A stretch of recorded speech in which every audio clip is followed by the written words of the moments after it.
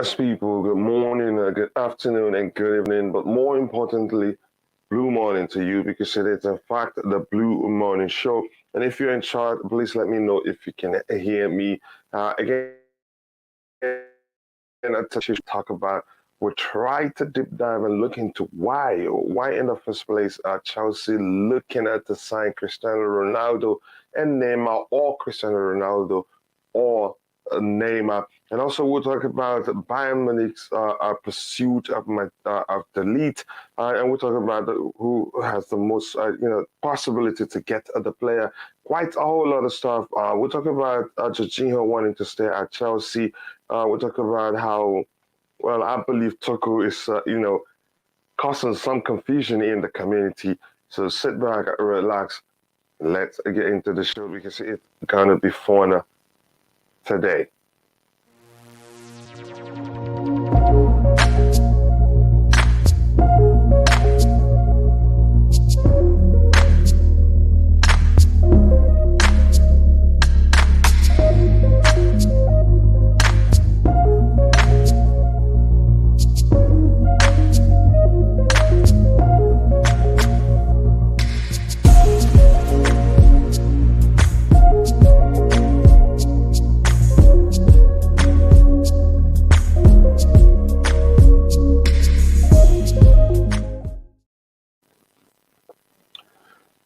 Hey Ty, you're early today. How you doing, brother? I'm good. Good. For me, I can't complain either. I mean, it gets crazier every day, but I'm still confident. And I'm saying it loudly that I'm still confident. There's no way this window will end, and we'll not have a good transfer window. I don't see it happening even in an alternate universe. Ty, how about you? You still confident, or have you jumped onto the bus of the Panic FC? Nah, I'm not. I'm not panicking. The only concern I have is how many players could we get that will get some, even if it's 2 days of preseason. That's my only concern. But I think we'll sign good players, and I think we will start the rebuilding process this summer. Mhm. Yeah, good comment right there. Let me quickly catch up with the chat as it is the tradition on Chelsea perspective, because it is indeed an interactive show. So we must look at always carry along the people we have in the chat. And today it is 50% Q&A and 50% updates from the panelists, and updates you could say from those in the chat. And we'll play the transfer intro because we just played the Blue Morning intro. So let's see what we have there already. Welcome, Katarina Steve Cover to Chelsea. The Czech midfielder joins from West Ham United on a 3-year deal. Congratulations again for the women's team. They're getting the business done. But the men's, I think, will start coming soon. Katarina is an attacking midfielder with goals in her, and will be a great addition to an already excellent squad for Emma Hayes. I wish Louisa was here to talk about Katarina. Maybe she wants to talk about Katarina during the evening show, which she hosts. Forts to hit the like button. You made it to the Champions League. Congratulations to you, Phantom of many topics. I hope you're doing well. And by the way, Lam, I hope you're doing well. I do hope things are well. I try and to Phantom again. Thank you for your service. I know you're a veteran, and it's just okay. The past is fifth today, but I already said happy 4th of July to you yesterday. Again, nice to see you here, brother. Blue morning, Kachila and the panel. Blue morning to you too. I says happy birthday to the one and only Joanna Francozola. Yes, a happy birthday to Francozola, and happy birthday also to Trevor Chalova. I think his birthday is also today. Thank you for that. And Louis Rivera saying, sup, guys. Sup to you too, brother. I hope you're doing well. Big up Kachila, big up the panel. Deals at CFC, big up to you too. Hi, Louis and Deals. Okay, just saying hello to them both. And hi to you too, Drew Blue. I hope you're well. Dana Parsons is surely a signing today. Gents, again, if you're giving us confidence, or if you have an insider who's told you that something will happen today, please elaborate so we can start celebrating before even the announcement. Do you think Todd Boehly likes a transfer wars with other clubs? He didn't become a businessman, by being a stupid or by shying away from, such, if you call it war, shying away from such wars. I think he became, you know, a billionaire by taking risks that others would shy away from. Starting to be our first signing. There's a chance that will happen. Where is the link? Okay, I'll try to send it to you in a bit. Just give me. I like to start with two panelists, and then in a while I'll share. I'll bring in others. And again, please make this easier for me. Create a Twitter account and add me, because if I have to send it to you via Instagram, I'd have to go get the smart device. And after waking up right now, I'm not sure where I'm going to find it. Always, we're just saying the same stories. When will these rumors end? We need concrete stories from Rod. Again, there's nothing. Like, we analyze what's going on, and if you read the description for this particular show, we'll be hunting for news, and as things develop, we'll try to analyze them to come to sensible conclusions, so we're not misleading anybody. Dana Rivera said apparently Stalin 95%, but he reportedly wants an increase on what he was earned. Hopefully, not a deal stopper. He's selling his house. That's commitment. Again, he's a smart man. And from what we're hearing at first, we were thinking that he's supposed to, completing personal times with him wasn't going to be an issue, but it's looking like that was a mistake now. And he's probably we're deep into it and we're a bit desperate. That's a chance he'd be asking more than he should have be asking. But in the first place, we should know when a player of Starling's status is leaving one club going to the other, he usually aims to earn nearly twice as much, at least 25% increase from what he was earning before. Are we in Barca position? Can we afford any of these players? We have money. Money isn't the issue for us. I think the issue, you could argue, is players wanting to join us. Have you seen the Jorginho agent talk? We'll talk about that. Hi, Liam, big up to you. True Blue says also happy birthday to Hernan Crespo, the Argentine super finisher. I love that guy. I really love him, but you could say it didn't really work out for him at Chelsea. He had to leave on loan to AC Milan. Was it AC Milan or so? Chelsea are considering move for CR7, and Kante should prepare to have number 13. Again, we'll see. I don't think if CR7 comes to Chelsea, he will relinquish the number 7 jersey.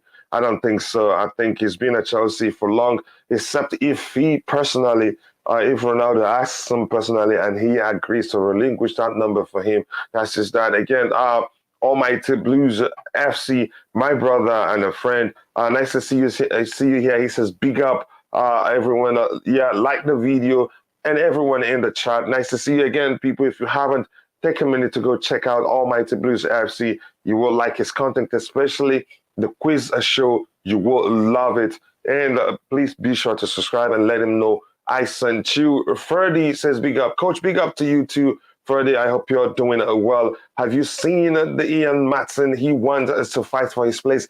That's the type of players I want to see. That's the type of academy players I want to see. Then if you try and it doesn't work out, then you can go on loan. You don't have to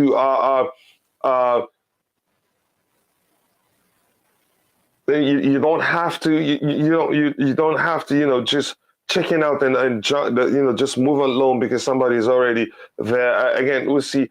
Says respect. Respect to you two and Heights. I hope you're doing well, John Frawley. Nice to see you here again. I'm okay. I'll check it in a bit, and then when it's time to bring in more people, I will bring you in. So thank you very much. I think I'm all caught up with what we have in the chat here. Again, like I said before, we have quite a few things to talk about. I'm hearing that Chelsea are looking at, apparently we're looking at everybody, especially the men's team, but we have not been able to sign a single player for the men's team. Ty, your thoughts that Chelsea are starting to look at Bayern Munich's Benjamin Pavard. How good of a player he is? Can you educate us on the player? Benjamin Pavard. I'm assuming it's the French. What is he? Where is he? A fullback, centre back? I don't remember. But I know he plays for France. Uh, I mean, he's not the most appealing player to a lot of people. I think Mm-hmm. he's a player that I don't think that he's a player that would really come in and really be a threat. And I mean that's what we want to establish when establish competition. And I think he's a right back actually. So I think in terms of that, I mean that would mean that he would come in to compete with James, and I'm not really sure if he's really that competitor that If you he really, provides, if he will provide competition for James. yeah, in that regard to James, because you need somebody who's gonna be keeping James on his toes, so that he knows that if he becomes complacent, if he slips in performances, there's somebody who's on the bench or there's somebody else in the squad that can come on for him, or can take his place and throw in that position that he has. So I think in that sense, I mean, he's a good player, but I'm not sure if he would be that ideal competition, and that player to have in your depth in terms of having somebody to compete with your right back at the club. Just quickly, there's a comment I'm seeing in the chat. I think that will add to what you're saying when I get to it. Just 1 second. And here again, 1 second. Let me see where we're at right now with the likes. Just keep me a second. Right now we are at. Let me see. Let me see. Just quickly. It will take a second. It will not be long. Right now we have 39 people watching, and I think how many likes? I think we have just 15 likes. I think we should try and beef that up. Keep bumping up the like count so that we can reach more people. And the more people we're able to reach, the more the fun of the show will be. So please take a second to like the video.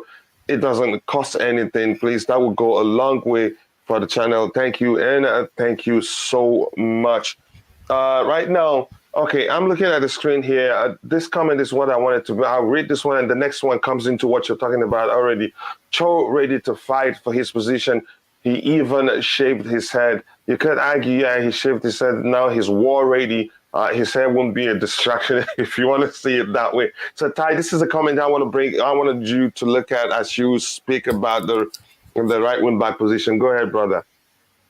Okay, yeah, this is, yeah, I think I know what you mean in terms of this. Ian Mattison, I think he's more of a fullback in terms of he's more of the player. I'm not sure of his quality, because I'm not gonna lie and say I've watched a lot of him on loan, but but what I have heard and what I've been told from the the people I speak to in terms of that is that Mm-hmm, he's good. He can be good in the attacking sense, but his defensive strength is still developing. He can do a bit of defending, but it's still developing. And I think in that sense, it's something that if he comes in, you'd have someone who's covering for him, and that is not really something at the moment that you want.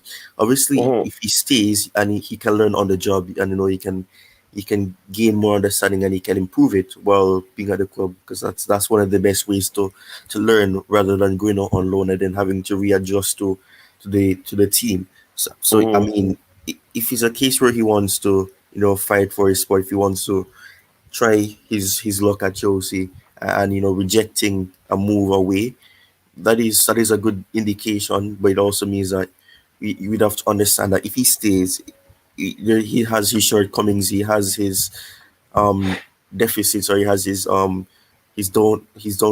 that can be an issue. So I think in that sense, if he stays, you will have that issue. But I think right now, in terms of what I've heard and the little that I've seen of him, he's still developing his defensive side, and with Chilwell on that left side, that he's able to defend as well, and he can also add to it.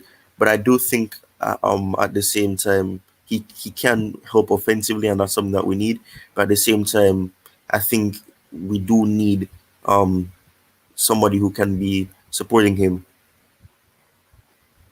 mm-hmm. I think that's a very, very good argument right there. And here, Dana Parsons says we need cover for the wing backs. Remember last season when we lost a Chile and then dropped like a stone. again, we don't need covers. We need a competition for those players. We need players who, push them to become even better, because with covers, they'd be comfortable. They'd know that the only time, they get to drop to the bench is that if they lose form. But when you have good players, who every now and then comes in and then drop into the bench, they will realize they need to do even more to stay on the pitch. So they will work harder. They will become even better players. I hope you understand my argument. Again, says, come on, you Blue, says Gedanka. David, nice to see you. I hope you're doing well. Deal CFC says we need the Ligt. Are you worried about Bayern Munich trying to get him? Not really that worried.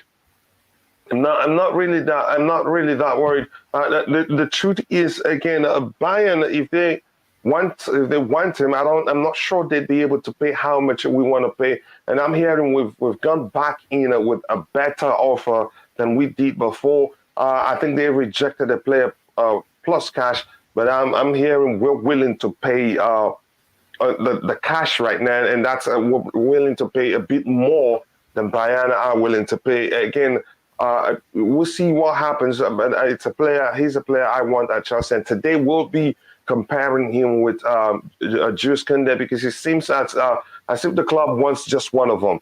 Because if we're serious about getting the two players, we'll be hearing much about Kounde himself right now. Blue morning, my people. Blue morning to you in life at no limits. Always nice to see you here. True Blue says Matson played wing back on loan and was the player of the year. Again, as long as the person is playing on the right hand side there, even as a left back or right back, I think they'll be able to fulfill the wing back role if they have a bit of attacking mentality, or you could say that is part of what defines that profile. I want you to get David Raheem and Klaus to be backup for Chilwell. Again, we don't use the language backup here. We want competition for those players. I don't know how many times I'm going to explain that on this channel.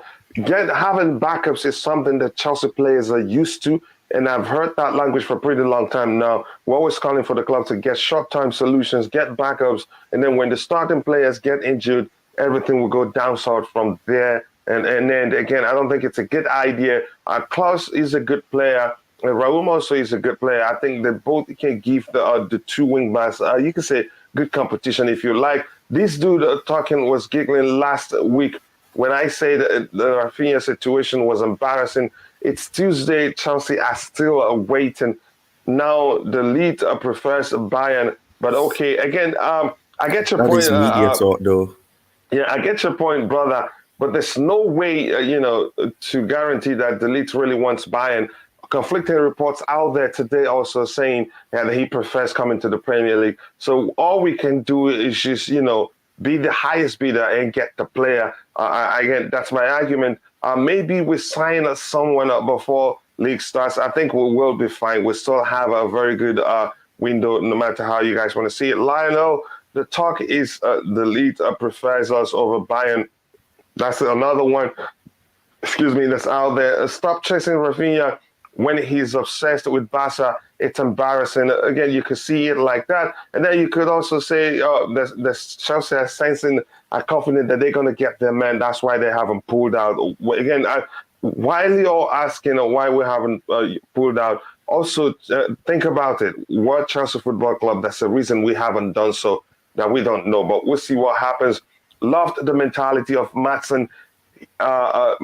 He's capable of playing left midfield, left wing back. Would be a good player to have in the squad. And I heard that Thomas Tuchel likes him. He remains to be seen whether he decides to keep him.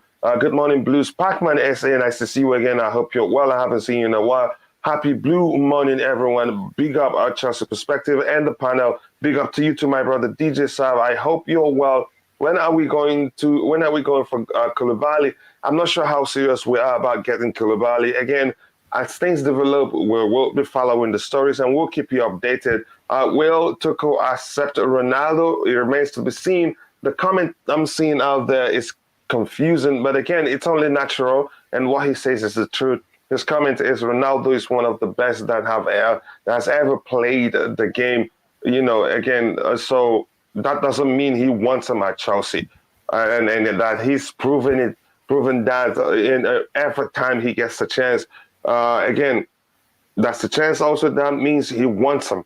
It can be either, but that's fine. I'm going to come back to the panel, and I will go to IBZ. IBZ, how are you doing today, brother?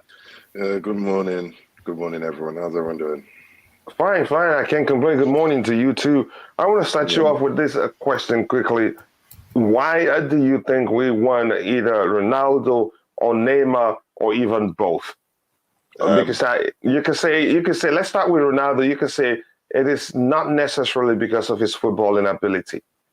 No, it's commercial. The Boehly Clear Lake consortium. We need to make a marquee signing to stamp their, their hair now. So all ambitious owners like them, American owners, getting the possibility of signing the world's the one of the best players to ever play the game of football is something they'll definitely be looking at.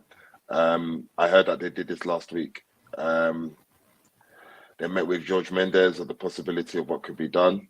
Obviously, in turn, Ronaldo said that he wants to play Champions League football. That's his bread and butter. And it's something that they may look into. Does it make sense commercially? Yeah, it ticks all the boxes. Stamford Bridge will be a full house capacity every week, nearly. It will tick all the commercial aspects in terms of breaking into the United States. It makes sense commercially. On the pitch now, it's still yet to be seen. Tuchel has all the powers. He's had more, he's the most powerful person at the club right now, apart from obviously the owners. So it's his say so. He may be a quick fix to the replacement of Lukaku. Obviously, he's better than Lukaku. He may be a quick fix in terms of the replacement of Lukaku, even if it's for 2 years. But it will be a huge wage bill that we'll have to take on for a 37-year-old, earning nearly 500k a week at United. So even if he wants to take a pay cut, it will still be something that will hurt us.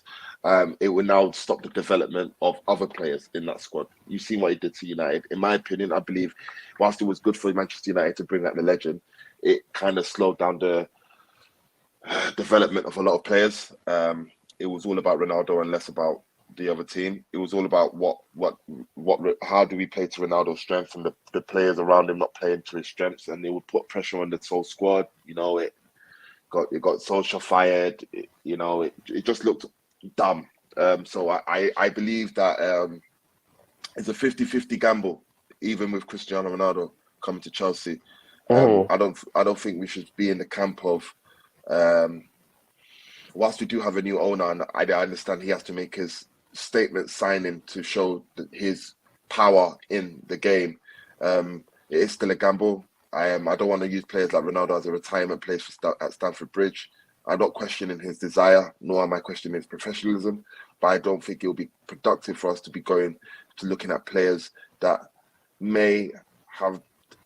It's arguable to say he's past his best, but may have done most of the work already. And just coming in for a final payday. Again, I can't question his professionalism. I can't question his talent. I can't question him. Who am I? I can't kick football as good as that guy. So it's a hard one. But if looking at it, I don't see. Maybe he could work at Chelsea, but it's very hard, coach. It's 50-50. We're going for a brand, not even a footballer. We're going for a brand, a CR7 brand. Bringing that to Stamford Bridge it will be arguably our biggest ever signing, no matter how much we pay. So I'm 50-50 with it. Yeah, but again, like I've argued before, I think it's a more, he comes with more problems than solutions for us. And there'll always be the need for us to adjust the way we play to accommodate him. And then that begs the question, why didn't we do that for Romelu Lukaku? So, and like you mentioned, I think it's commercial. It's just the new owners trying to increase the club's commercial viability. We talked about that yesterday but the focus was on what the positives versus the negatives. But I think it's important we delve into it even more today. Rodrigo, your thoughts on opposite of the player. If you think it makes sense to bring him to the club, how is it going to work? But before Rodrigo comes in, I want to say thank you already for 30 likes. If you haven't, please take a second to like the video, subscribe to the channel if you haven't. Again, share the video on whatever social media platforms where you have presence to help us reach more people. And I'm going to keep preaching these. Again, you don't have to donate. I prefer you to like the video, because the more you like the video, the more the YouTube algorithm will be triggered and the more people will be able to reach, the more fun it will be for us here. Already, I appreciate you finding time to participate in the chat, to watch the video even without commenting. All those things I do go along with for the channel. Rodrigo, you come in and let us know. Again, I know you have a very, very powerful, you presented a very, very powerful argument about him yesterday. But really, why do you think the club wants to sign him, if indeed we're looking to sign him? Because there's a chance it's all nonsense. Again, we're getting confused by Tuchel. Tuchel confuses us even more with his comments saying he's one of the best players, one of the best that has ever played the game. Again, that's no guarantee he wants him at the club. And that statement indeed is the truth. But why really do you think the club wants to play? Yeah, before I start, big up everyone on the panel. Big up to you too, and sorry, pardon my manners. I hope you're doing well. That's all right. Yeah, we're doing all right. Yeah. I think obviously, any sane manager will say Ronaldo is one of the best players that we've ever seen. Like, that's normal, and I think journalists are trying to link the fact that Tuchel admires the player to the fact that he wants him in his team.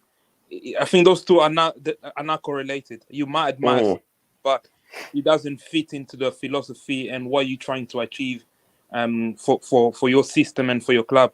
So the only thing that really struck me why this club is so insistent on getting Ronaldo, it might be, I think, remember that Bloomberg interview Todd Boehly had when he was talking about how the Premier League is undersold, or it feels like there's still, like, because I think from where they're coming from, and you can understand the private equity, and they want to maximize the commercial aspect of the club, and they feel as if you look at Chelsea right now, we don't have a truly someone that you can elevate and you can use him as the face of the brand. Like, if you look at our squad now, the only one that I can see maybe is Pulisic. But Pulisic, to elevate Pulisic, obviously, you need to have a brilliant World Cup. But it's hard. Other clubs, you can see they can use one person to elevate them to be the face and the brand, the face of their brand. So I see it as that. I see it as, yes, we want someone like a Ronaldo to come in and just elevate us commercially. That aspect, I can understand the logic, but when it comes to we're not a McDonald's sort of we're not a McDonald's. We're not a clothes brand. We are a football club, and a football club main business is to win football matches on the pitch. Now, I know there's a lot of Ronaldo fans out there that think Ronaldo wasn't at fault for why United fell off last season, but I think there's some element in it. I mean, we looked at the way in all his previous club, that point that keeps coming back. But again, people are telling me no, it's because the players around him are not performing. But that doesn't explain how they were performing a year before he joined them, and as soon as he joined, their stats, their performance has gone down. I think there's an element, like I think yesterday you also mentioned that subconsciously, when you have someone like a Ronaldo, big character in the dressing room, you maybe some of these players are young. Like someone like Mason Mount, you can see he was like 11-year-old when he was doing the Ronaldo free kick. Do you know what I mean? So for them, having someone like that, so they will just focus on him, and that might affect the on output. Ronaldo is not a bad player, but at 37-year-old, to be the focal point of your attack, I think if Ronaldo was 35 or 34 when he was leaving Real Madrid, I think I would have considered this. But I just feel like it will be a short-term fix, and I don't even think that short-term fix is worth it. Because will Ronaldo help us win the league? If we because obviously last year we finished top 4, we won the Champions League without Ronaldo on the team, and actually we did better without a Focal number 9.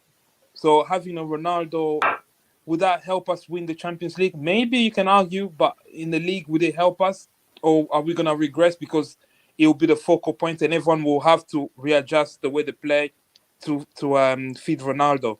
So I think this is purely commercial, really. I try to listen to people giving me a reason as to why he is a good fit. One of the things they say, right, we have Kai Havertz that only scored 8 goals. We lack goals in the team, so let's just get someone that can score goals. Again, with that argument is, we said the same thing last summer. I know, we said, all we need is just someone to score goals. That's it, we're going to be sorted. So we went out there, spent £100 million. Bear in mind, Lukaku probably doesn't have the same. It doesn't have the same mentality as Ronaldo. But one thing that I read in the paper, they said when Lukaku joined in, one thing that really that didn't sit well with the players, he came in acting as if he was better than everyone, and maybe because Lukaku doesn't have the same stature of Ronaldo. But what if this happened again? The players feel like, wait, hang on a minute. Who are you? You're nearly the end of your career. I know you're a legend in the game, but I don't think they will ever do that. But I hope he won. I hope he won. I hope he won. I think Ronaldo probably read the room better than Lukaku. I think Lukaku just doesn't have that. I don't want to go into the Lukaku debate, but I don't see the positive. I like Ronaldo. He's a brilliant player. He's a legend of the game. But I think at 37, he's done. It's like he's giving his best to Madrid, to Man United, and then what is he coming here for? So I hope he stays at United. I hope he plays in Europa League. And we need to stay away from this deal. But if we sign him, I'm gonna be looking at Tuchel and Todd Boehly sideways. We have to stay away. Yeah. So again, some good comments there. The update from Ty here, I think I need to read it, where he says Chelsea target the Ligt has verbally agreed to join the Bayern Munich. Negotiations between the clubs will start soon. A deal will only fail because of a fee, not because of salary. Absolute Chelsea. That is his quote in Absolute Chelsea. Here's the thing: we have to be truthful here. I think we've heard that before, and it doesn't look like Bayern will match what Chelsea are willing to pay. They usually don't like to spend that much money with players, and I think Chelsea really wants them. It looks like Chelsea wants them even more than they want Jules Kounde if they're willing to pay anything north of £70 million plus. But we'll see what happens. Again, I'm not really concerned. Again, exactly, Triblu got to be prepared for injuries. He's talking about the backup language he used. We might end up getting one of Rafinha or Dembele. We'll see. And then Broya leaves on loan. Ty, I saw that, bro. You know what? If the league wants to join Bayern, we should not bother with him. We wind up players that want to play for us. Here's the thing about this comment, DJ. You know I love you. What if the clubs, that are competing to get these players who just sponsor such, nonsense to get us to pull out? There's no way to confirm actually that the player has a verbal agreement in place with the club in question. And there's no way, again, you don't just give up because that's happening. Even if that's the case, he might still come to us and then be the best player in the world. And remember, you can't. There's no way to say Willian. He hasn't, had agreed personal terms with Tottenham, and he was on the verge of, starting his medical already. I've forgotten the story, how it all panned out then, but he still joined us. And then loved us until until he's when he got to 30 plus, then the club wants to extend his pay him less, and he wants more, or something like that. I just don't recall the situation properly, but you get my argument. We shouldn't just give up on players because some other clubs are coming for them. No, we're not the only club in the world. Good day, guys. Please, what's keeping us from stalling there? We don't know. We'll keep an eye on the screens. If anything comes up, we'll talk about it here. Sorry, guys, but hope you're all amazing. Nice to see the Queen of all streams in the house again. It's been a while. I hope you're doing well. We do miss you, and just know we all love you here. It's that a combination of Kounde and Koulibaly, but always watch. I know you're very busy. Whenever you have time, you do join. Ligt and Kounde, can we get both? I think there's a chance the club wants only one of them. There's a chance they want them both because we heard the rumors that Kounde wasn't Tuchel's choice, and it's looking like that's the case, but we don't know. There's no way to confirm that. There's no way to confirm that rumor. Distraction. How to detract the fans for their lack of pulling good quality defenders, midfielders, attackers. Todd keep talking about FFP and now trying to make us believe Ronaldo is coming. I get your comment, Foul, but there's no way to confirm that's not really what's happening. Again, let me tell you this. We will still have a good window at the end of the day. What I like is that we're not in a rush to give clubs what they're asking. If we do that, we'll be in serious trouble. Why do I say that? Because other clubs will sense that we're desperate, and we don't want that to happen. So I don't think it's not lack of us of being, pulling. We don't have pulling power. We do have pulling power, but we've been known to pay what's been asked of us. But that changed, actually. Even on the Roman, that changed. Marina changed all those things. But we'll see what happens again. If anything, I think we'll still get our preferred players. If you ask me, I still believe the Ligt will come to Chelsea. But we'll follow the stories. Emma Hayes signs another player, 3 now, Katarina. So congratulations to her. I hope that helps them win the Champions League this time and not get battered in the final. But I know Emma can do it. Come on, boys, catch up. Yeah, we will catch up. Yes, I get the argument there. Let me see if there's anything else to address here. If not, we will keep moving. I will be skipping quite a lot of comments because it's just me in the studio. I don't have a studio engineer. So anybody else want to say any reasons? Talk about any reason why they think the club wants to sign Ronaldo, if in fact it is the truth. Ata, you want to add anything to that? Okay, it looks like we don't have time. Yeah, go ahead. Honestly, I think based on the commercial reasons, that would be one of the assumptions that I'd probably have was in terms of why they'd be open to signing him. The thing is, it's important to note that at the moment it's Todd's choice. Really, it's his wish that he comes in. It's not a case where the manager himself has said that, or he has yet to say that as well. So I think in that regard, I think it's down to the new ownership looking at the situation and saying that a name of that caliber is somebody you could bring in, for good revenue in that regard. And I mean, because it's Ronaldo, the sentiment behind it could also weigh itself into the picture, and it could be another reason why the club would be open to getting him. And with him not wanting to be in a less position than the Champions League as well, and the club being able to offer him that, it's something that they could be looking at as a pulling factor. And I mean, there's other clubs that have been offered him. I saw that Jorge Mendes was actually visiting Barcelona, trying to offer him there. But I think their main goal right now is to try to sign Lewandowski, and I think it's pretty close with them getting Lewandowski as well. So I'm not sure if they're gonna be signing another player when they have Memphis Depay, Aubameyang is there as well. They're trying to sign Lewandowski, and they have other younger players as well who are coming back from injury as well. So I'm not really sure about that. But right now, I do think that they're trying to bring him in because of the name, and they're looking at the short term goal of the fact that he could come in and probably score some goals for the club and try to help them for a short term period. Again, it's just a short-term solution, one that may well cause us a lot of problems. And thank you for providing that information, Lem. Coach. Yeah.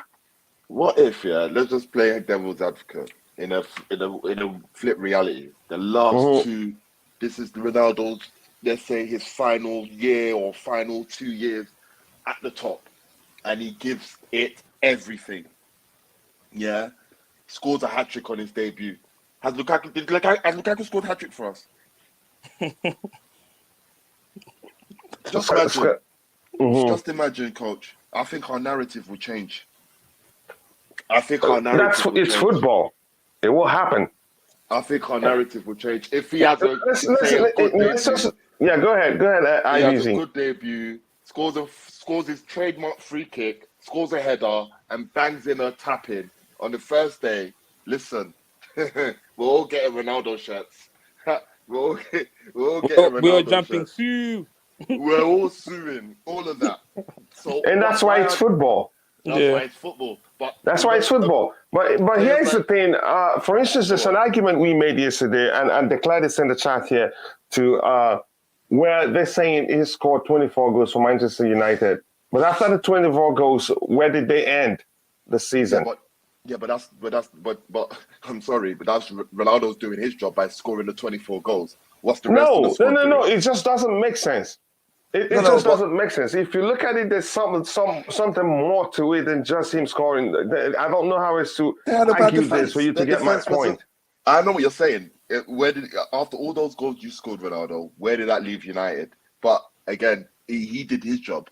I mean, the rest of the squad, you could say if they were arguing, if they were putting can't really put on the goal numbers, but if they were putting on the shifts in terms of pressing per 90, tackles per 90, interceptions per 90, all of these defensive numbers to make the game click, I'm sure that Man United would have been a better position than they finished. Obviously, defensively, they were absolutely shocking.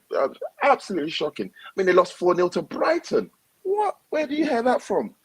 So you see results like that, you're thinking, hang on, needs a lot of sorting. So I would blame it solely on Cristiano in terms of the team. Obviously, like the other brother said, when you got a personality in the dressing room, it may be hard. I believe maybe that when Ronaldo's a moaner, he's like Bruno. These guys moan a lot, and I hate to be on. I hate guys like that on the pitch when the man they just moan allow it. I hate guys like that.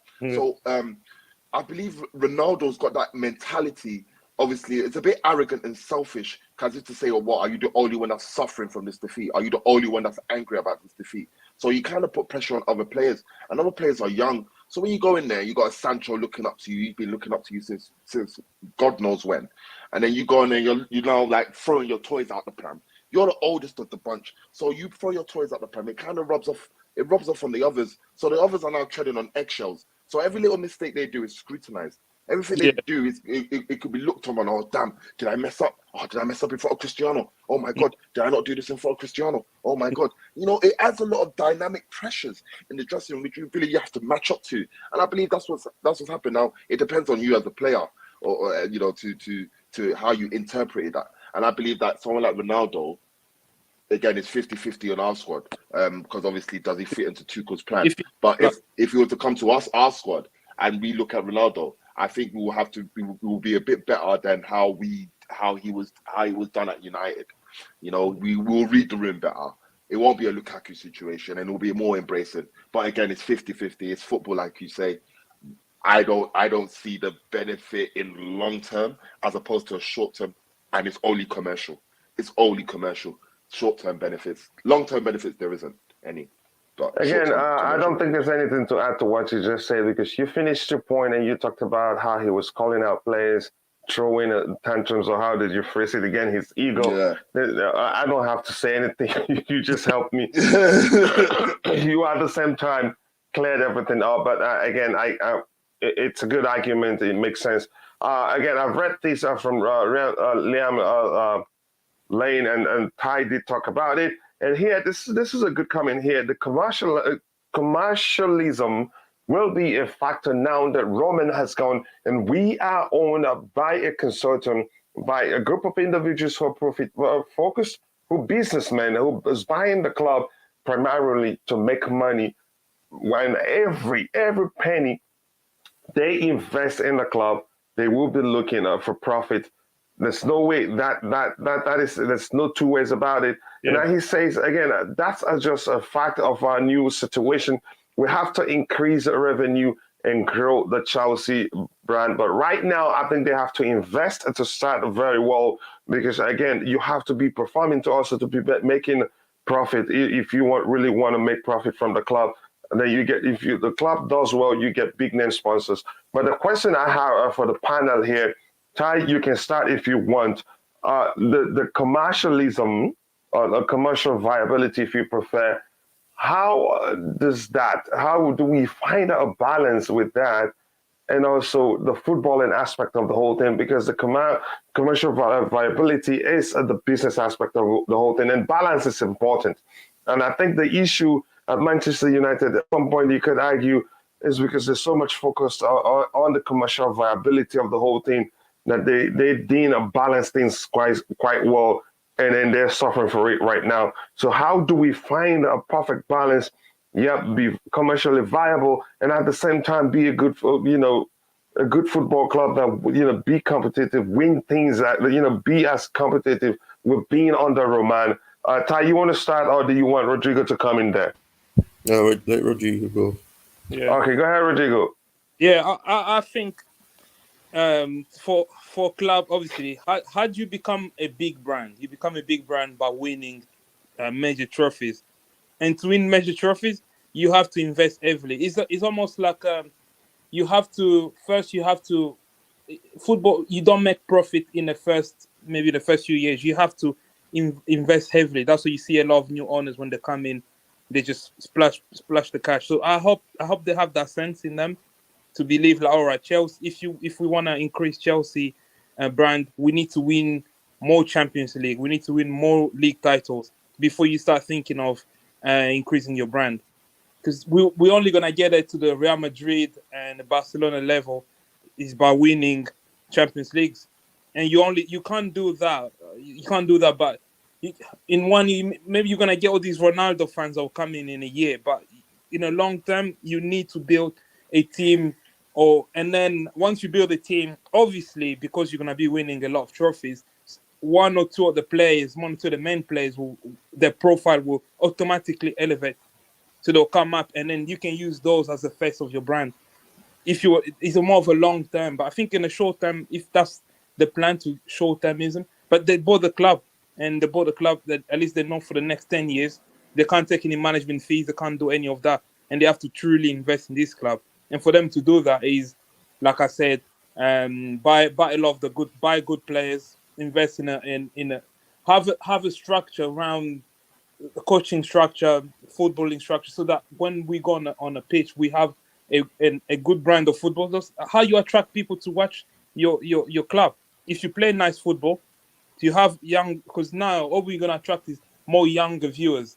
You can't have viewers watching park the bus football. I mean, that's not really attractive because people really want to get entertained, and then you have to win a lot of trophies. And then so your club become bigger and bigger, because that's how people remember the Barcelona of Johan Cruyff, or people remember the Galacticos. That was a different way, but Madrid winning all those Champions League is, you need to show something on a football pitch. So going the route of getting a 30. Go ahead. I'll bring up the question for you later. To go. I think these American owners, that if they want to grow this brand, I think they need to invest heavily, making sure Tuchel has a strong team, and I believe that Tuchel, in terms of football brand, if he has a place that he want, I think we're capable of playing some really exciting football, and then that in turn will bring us a lot of younger fans, a lot of viewers, and then obviously we can win major trophies. Again, as a result of doing that, our brand will become bigger. Because if you look at Chelsea Chelsea before Roman and Chelsea after Roman, you can see it's clear as daylight. You win trophies, you get bigger and bigger. You get recognized a lot. You get recognized in a lot more places. And then some of your players, like if you look, Frank Lampard before Roman, Frank Lampard wasn't a household name, but because he was part of because the club invested, he was part of a winning team. His brand and his profile got elevated. And I believe some of our players, if we do build a strong team, some of their profile will be elevated, and they can even be used in a more commercial sense. And in the long term, the club will make a lot more money than if they just go in the short term and try to get this 37-year-old player. Yeah, that's. Yeah, but again, it's a difficult, you could say, task. It's not going to be easy. That's if they focus too much on the commercial viability of the club, we'll be losing ground in a footballing aspect. Yeah. Again, so we need to find a balance. Again, it's a good thing, like you explained. They have to understand, even if you're profit focused, winning is part of that. If you don't win, you're not going to attract big name sponsors. You only attract big name sponsors. Biggest name sponsors, you get the biggest sponsorship deals in the world if your team is a global brand, and you achieve that, by winning, not just by signing names. But that's, by the way, right now we have 104 people watching and we have just 53 likes. Please keep liking the video. If you're in the chat or wherever you're watching from, even if you're not in the chat, just take a second to like the video to help us reach more people. Again, I cannot thank you enough for 53 likes. That's not easy. Here, True Blue says, Robin on way to Man United FC, William to Spurs and ETC, but ended up at Chelsea Football Club. So that's one of the reasons why I say, the fact that we're hearing that the Ligt, he has a verbal agreement with Bayern Munich is no guarantee that he's joining them, or Rafinha to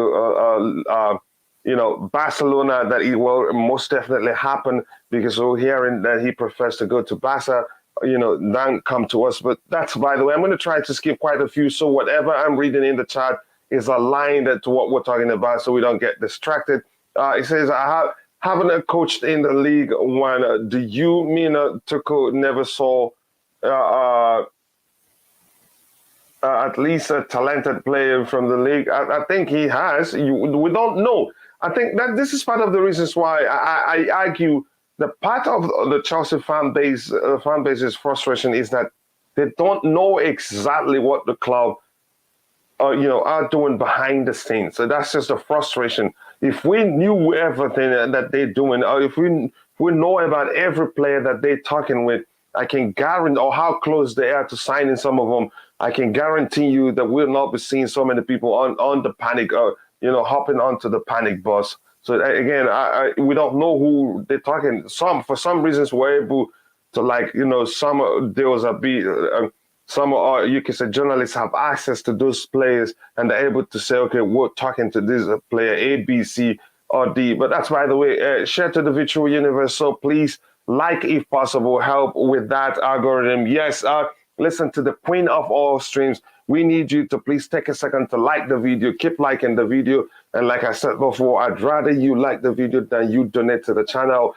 You being part of the conversation, watching even without commenting, those things do go a long way for the channel than your donations. Again, please take a second to like the video and share on whatever social media platforms where you have presence. Again, thank you for 53 likes. We're getting there. After Tuchel, I'd invest in Emma Hayes. She's a brilliant person manager. She is smart. And again, I've said this before. I see her coaching the men's team someday. Breaking news, PSG has finally sacked Mauricio, but we knew that we saw that coming from 1,000 years ago. Again, that's, by the way, blessings on the channel. Blessings to my brother, Bobby Fairview. Nice to have you here. I hope you are doing well. Again, I sincerely do mean that. Thanks, Bobby, and you too. Again, let me see if there's anything else to read. Ronaldo is obsessed with winning and being the best. Is that a good thing or a bad thing? It is a good thing in some sense, but in some sense, again, it could be a serious problem. But again, we'll see what happens. There's a chance that everything we're hearing are just nonsense, or just being, engineered by his agent to try to get other clubs to come for him or something like that. I'm not sure how to put it to be correct. But again, let me come back to the panel. IBC, I know you haven't talked about it. How does Todd Boehly, find a balance between, trying to make the club more commercially viable, and also ensuring that we're doing well footballing wise, because he can be blindsided by his focus on profit or his focus on making the club more commercially viable. Hiring the best in class. You need to hire the best in class to make sure that you execute with the way you delegate the jobs around. So we need a technical director. We need a director of football. You know what I mean? We need those two personnel that will be able to bridge the gap and get the players that we have. And in terms of also being commercially renowned, that needs to also be echoed by the way the club look for players and how they promote their brand. With American owners, yeah, I think this is a good thing, because they're very good at commercial situations in terms of promotions and how they can get the best out of people knowing who we are. Todd Boehly he wants to market in America and believes that we haven't tapped into yet. We have tapped into it, but we've only scratched the surface. I don't think we've tapped into it as big as, say, Liverpool or Manchester United. And I believe he thinks that there is a big market for us to explore that. But what Todd Boehly needs to do is hire the best in class to be able to execute these plans. So is Todd Boehly a football man? That's the number one question. I don't think he's a football man. So you need to hire football personnel to be in place so that they can put this football team to where you want it to be commercially and at the same time on the pitch as well. So you need to hire technical directors, director of football, good scouts, good directors that will be able to, obviously you've got a consortium of directors that will have a hand in with obviously where their money's coming from. But you need football personnel, best in class, that will be able to make the decisions on your behalf, that will be able to take the club forward. That is it. There is nothing else he can do. He could be on the phone to 20 CEOs from now to the end of the week. It won't change nothing if you ain't got the best in class doing that for you. We see that with Manchester City. We see that with Liverpool. You know what I'm trying to say to you?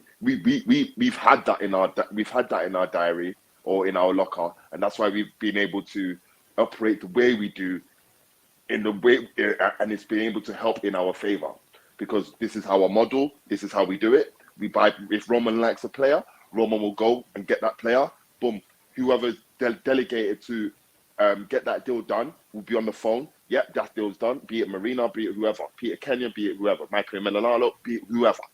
Yeah, that has been our practice so far. Todd, to for his vision to be executed, he needs to hire the best in class to help him do that for him, because he's not doing that alone.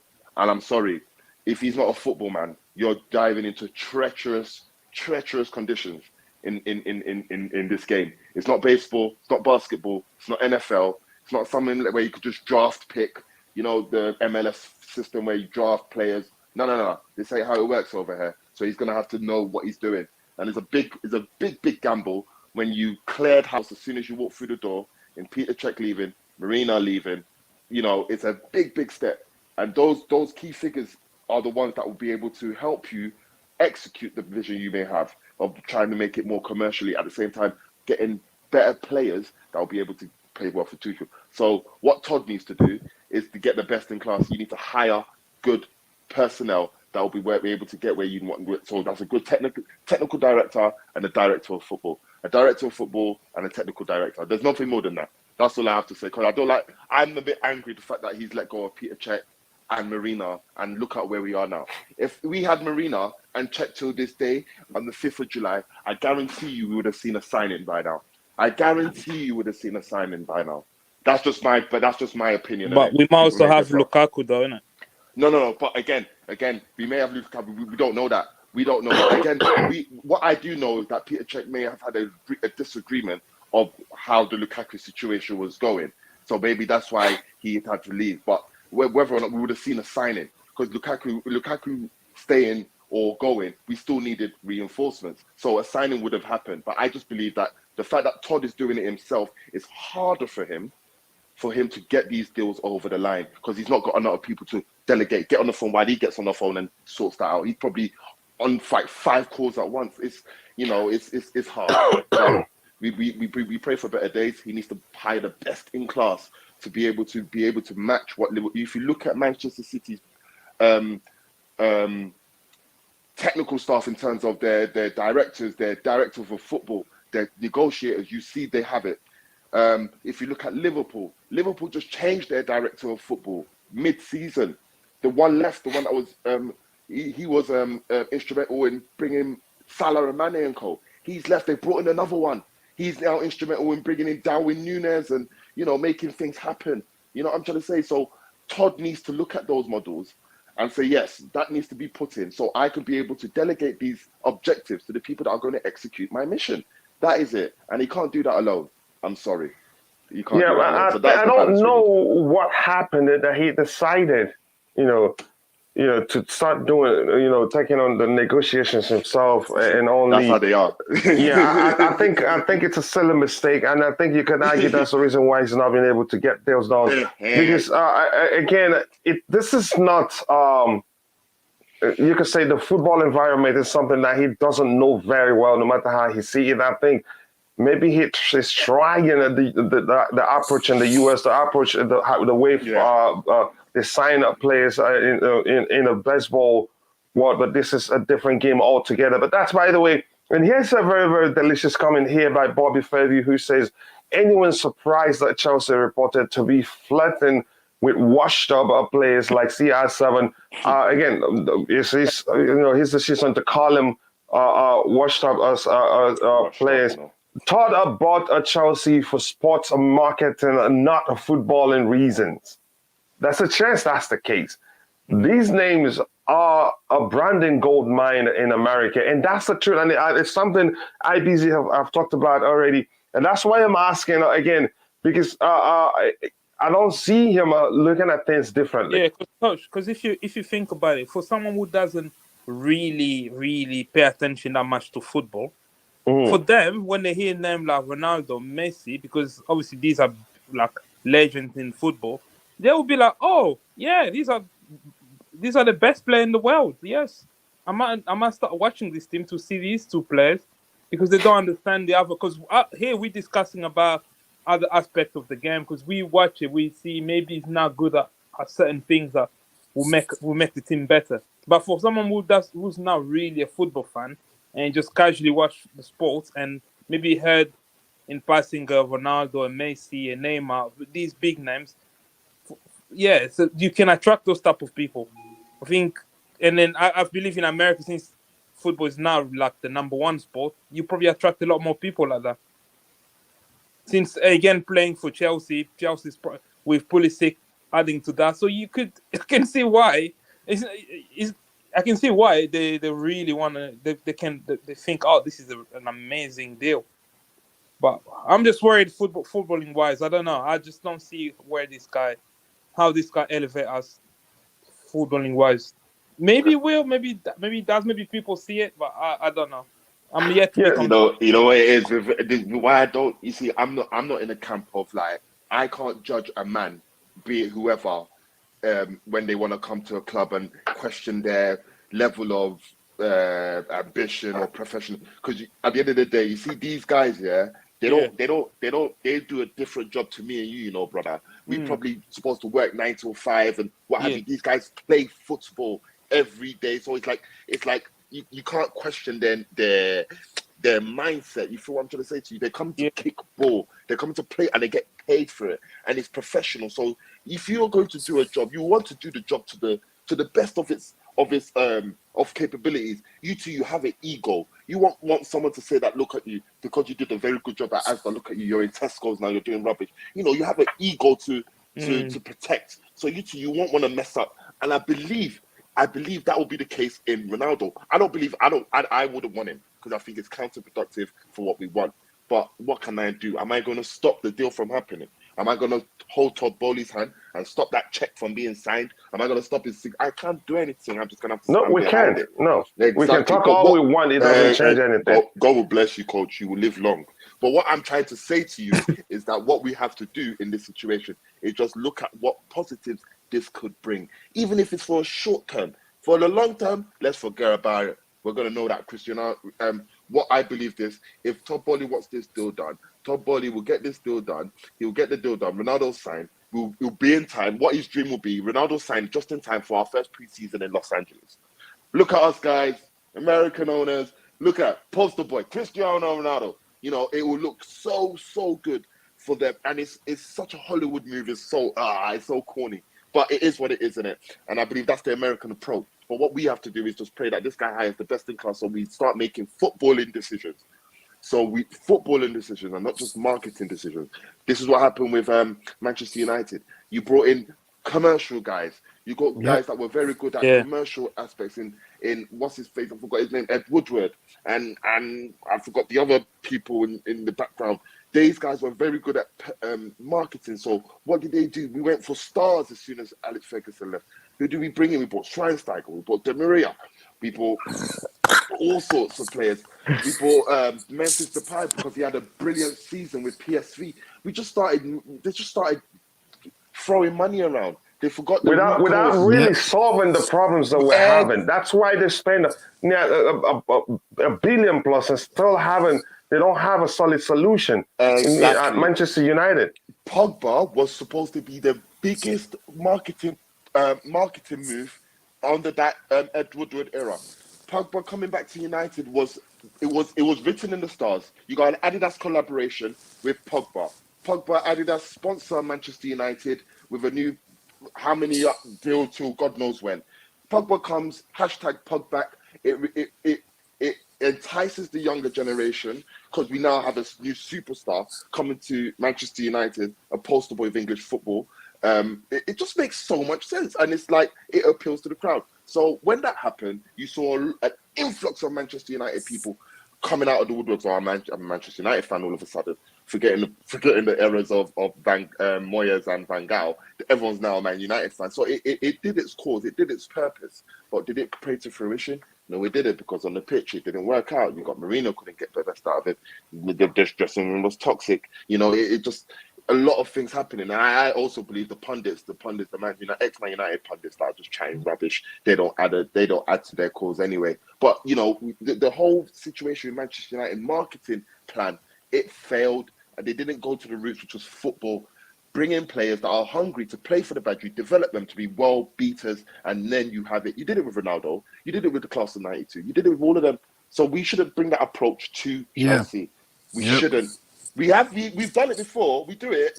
That's what Roman does, because Roman wanted it now. He didn't really want to wait for 10 years before he got his first league title. So what did Roman do? Roman went to go splash out in his first season with like 8 man in his first window, just to let you know that we are here now. So Let me ask you a lot of question. Go on. You see with Todd Boehly sacking Marina and Czech. But no, Czech. No, I wouldn't say they were sacked. I think I think it was mutual. I think but the truth is that you could argue there may have been some measure of disagreement between them, and they decided not to be part of the whole thing. Yeah, correct. I think you're right, Coach. Yeah. No, I was asking to see whether do you think it was the right decision or wrong decision? Very wrong. It was very wrong. If he was going to do that, he should have had men in place that would be able to come and take over from there. Because what you do, you just go into a new shop. I'm the new manager. You go into a new shop and you clear house. You don't even know what's going on in the shop. You don't know where the books go. You don't know where the milk go. You don't know where the sugar is. You don't know where the salt is. You're just there doing it all over. So when customers come in, where do you sell your milk? Oh, we pull it over there when it's in the sugar. You know, it's all over the place. Do you know what I'm trying to say to you? So what he should have done, keep them in place for now. Let them understand where you stand. Yeah, that's what I thought was going to happen. And then you with time, obviously, Todd, you're the big boss. You own the club. You can pull the plug on them anyhow you see fit. But let them. You come into something, bro. You didn't just come into a club that's under administration and we need this and that. No, we're an established club. Unfortunately, we had sanctions over our head. Yeah, it looks like we lost IBZ. If he comes back, I'll let him continue. Again, it was. I think it's becoming clear that that was a colossal mistake. Whatever argument they had that led to them leaving, it was premature. Again, when you sell a business to a new owner, there's a transition period. No matter how bad you think that the previous owners are, you need that transition period is very, very critical.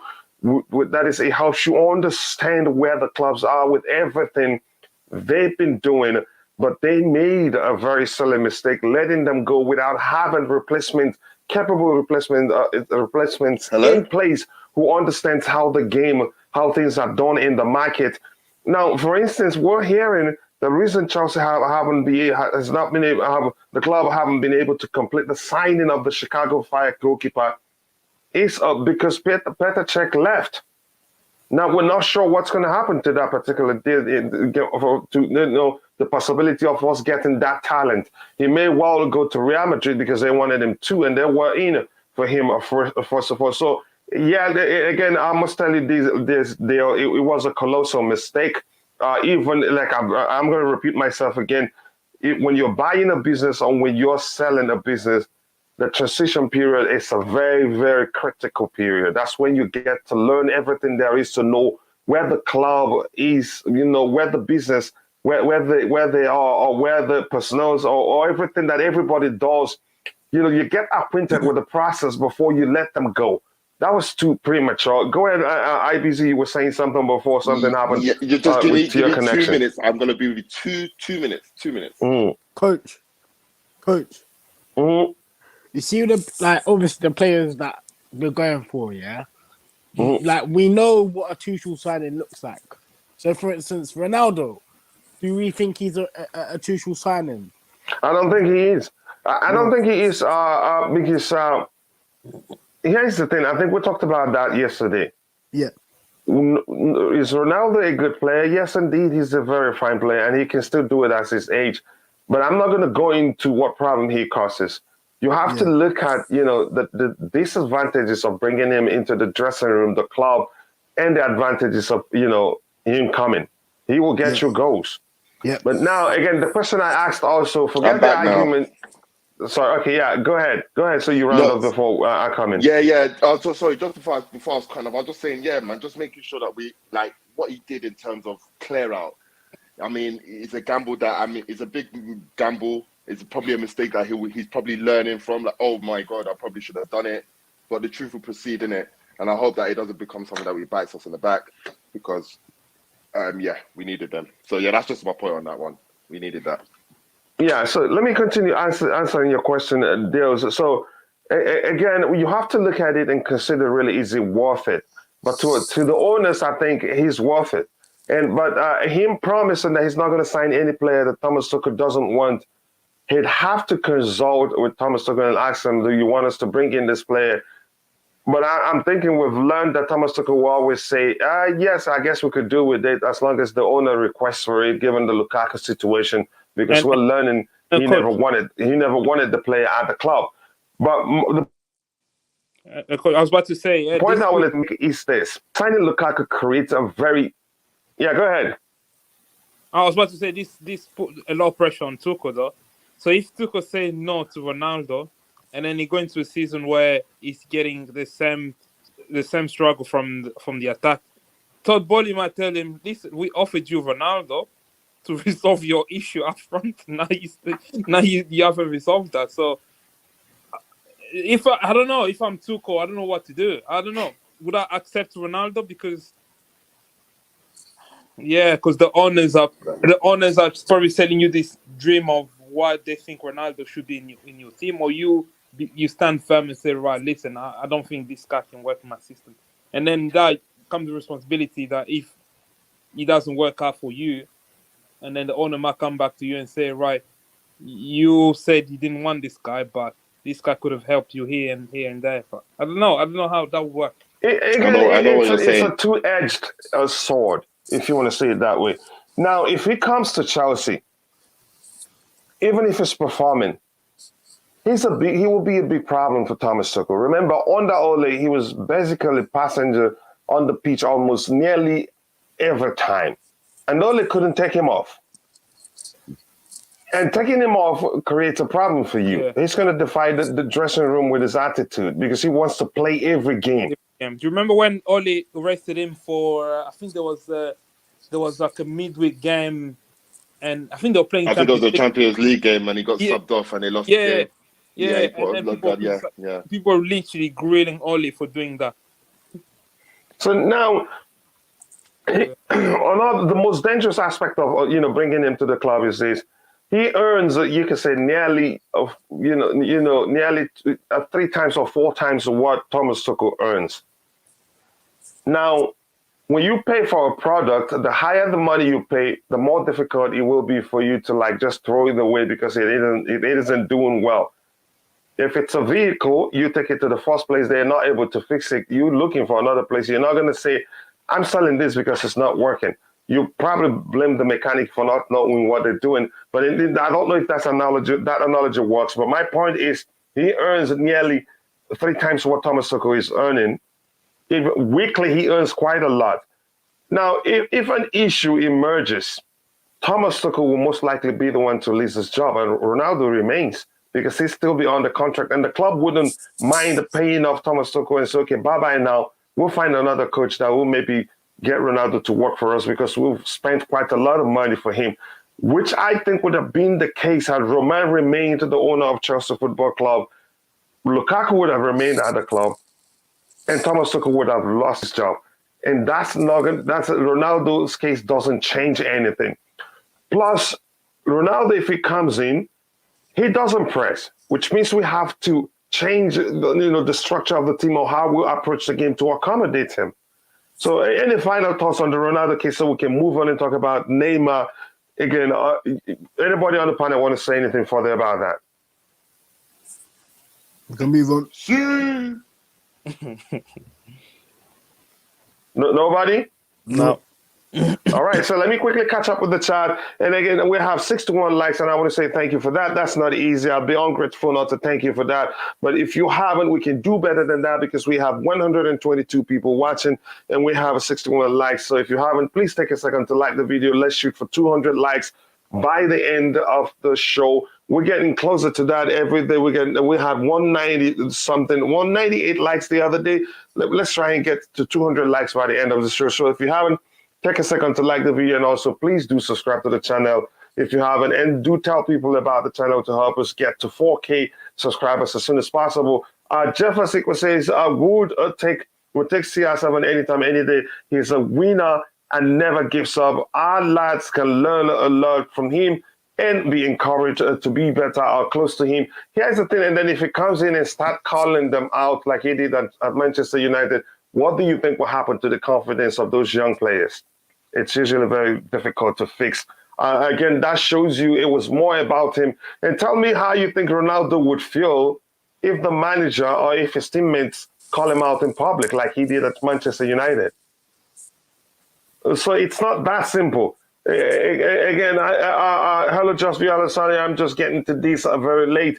That's the Queen of the House. We have the Queen of all streams and the Queen of the House, both Queens of Chelsea perspective. Nice to see you guys here. My brother, my fellow American, big up, bro. You said CFC. Nice to see you again, bro. I hope you're doing well. This dude jumps like a kangaroo for FSEC.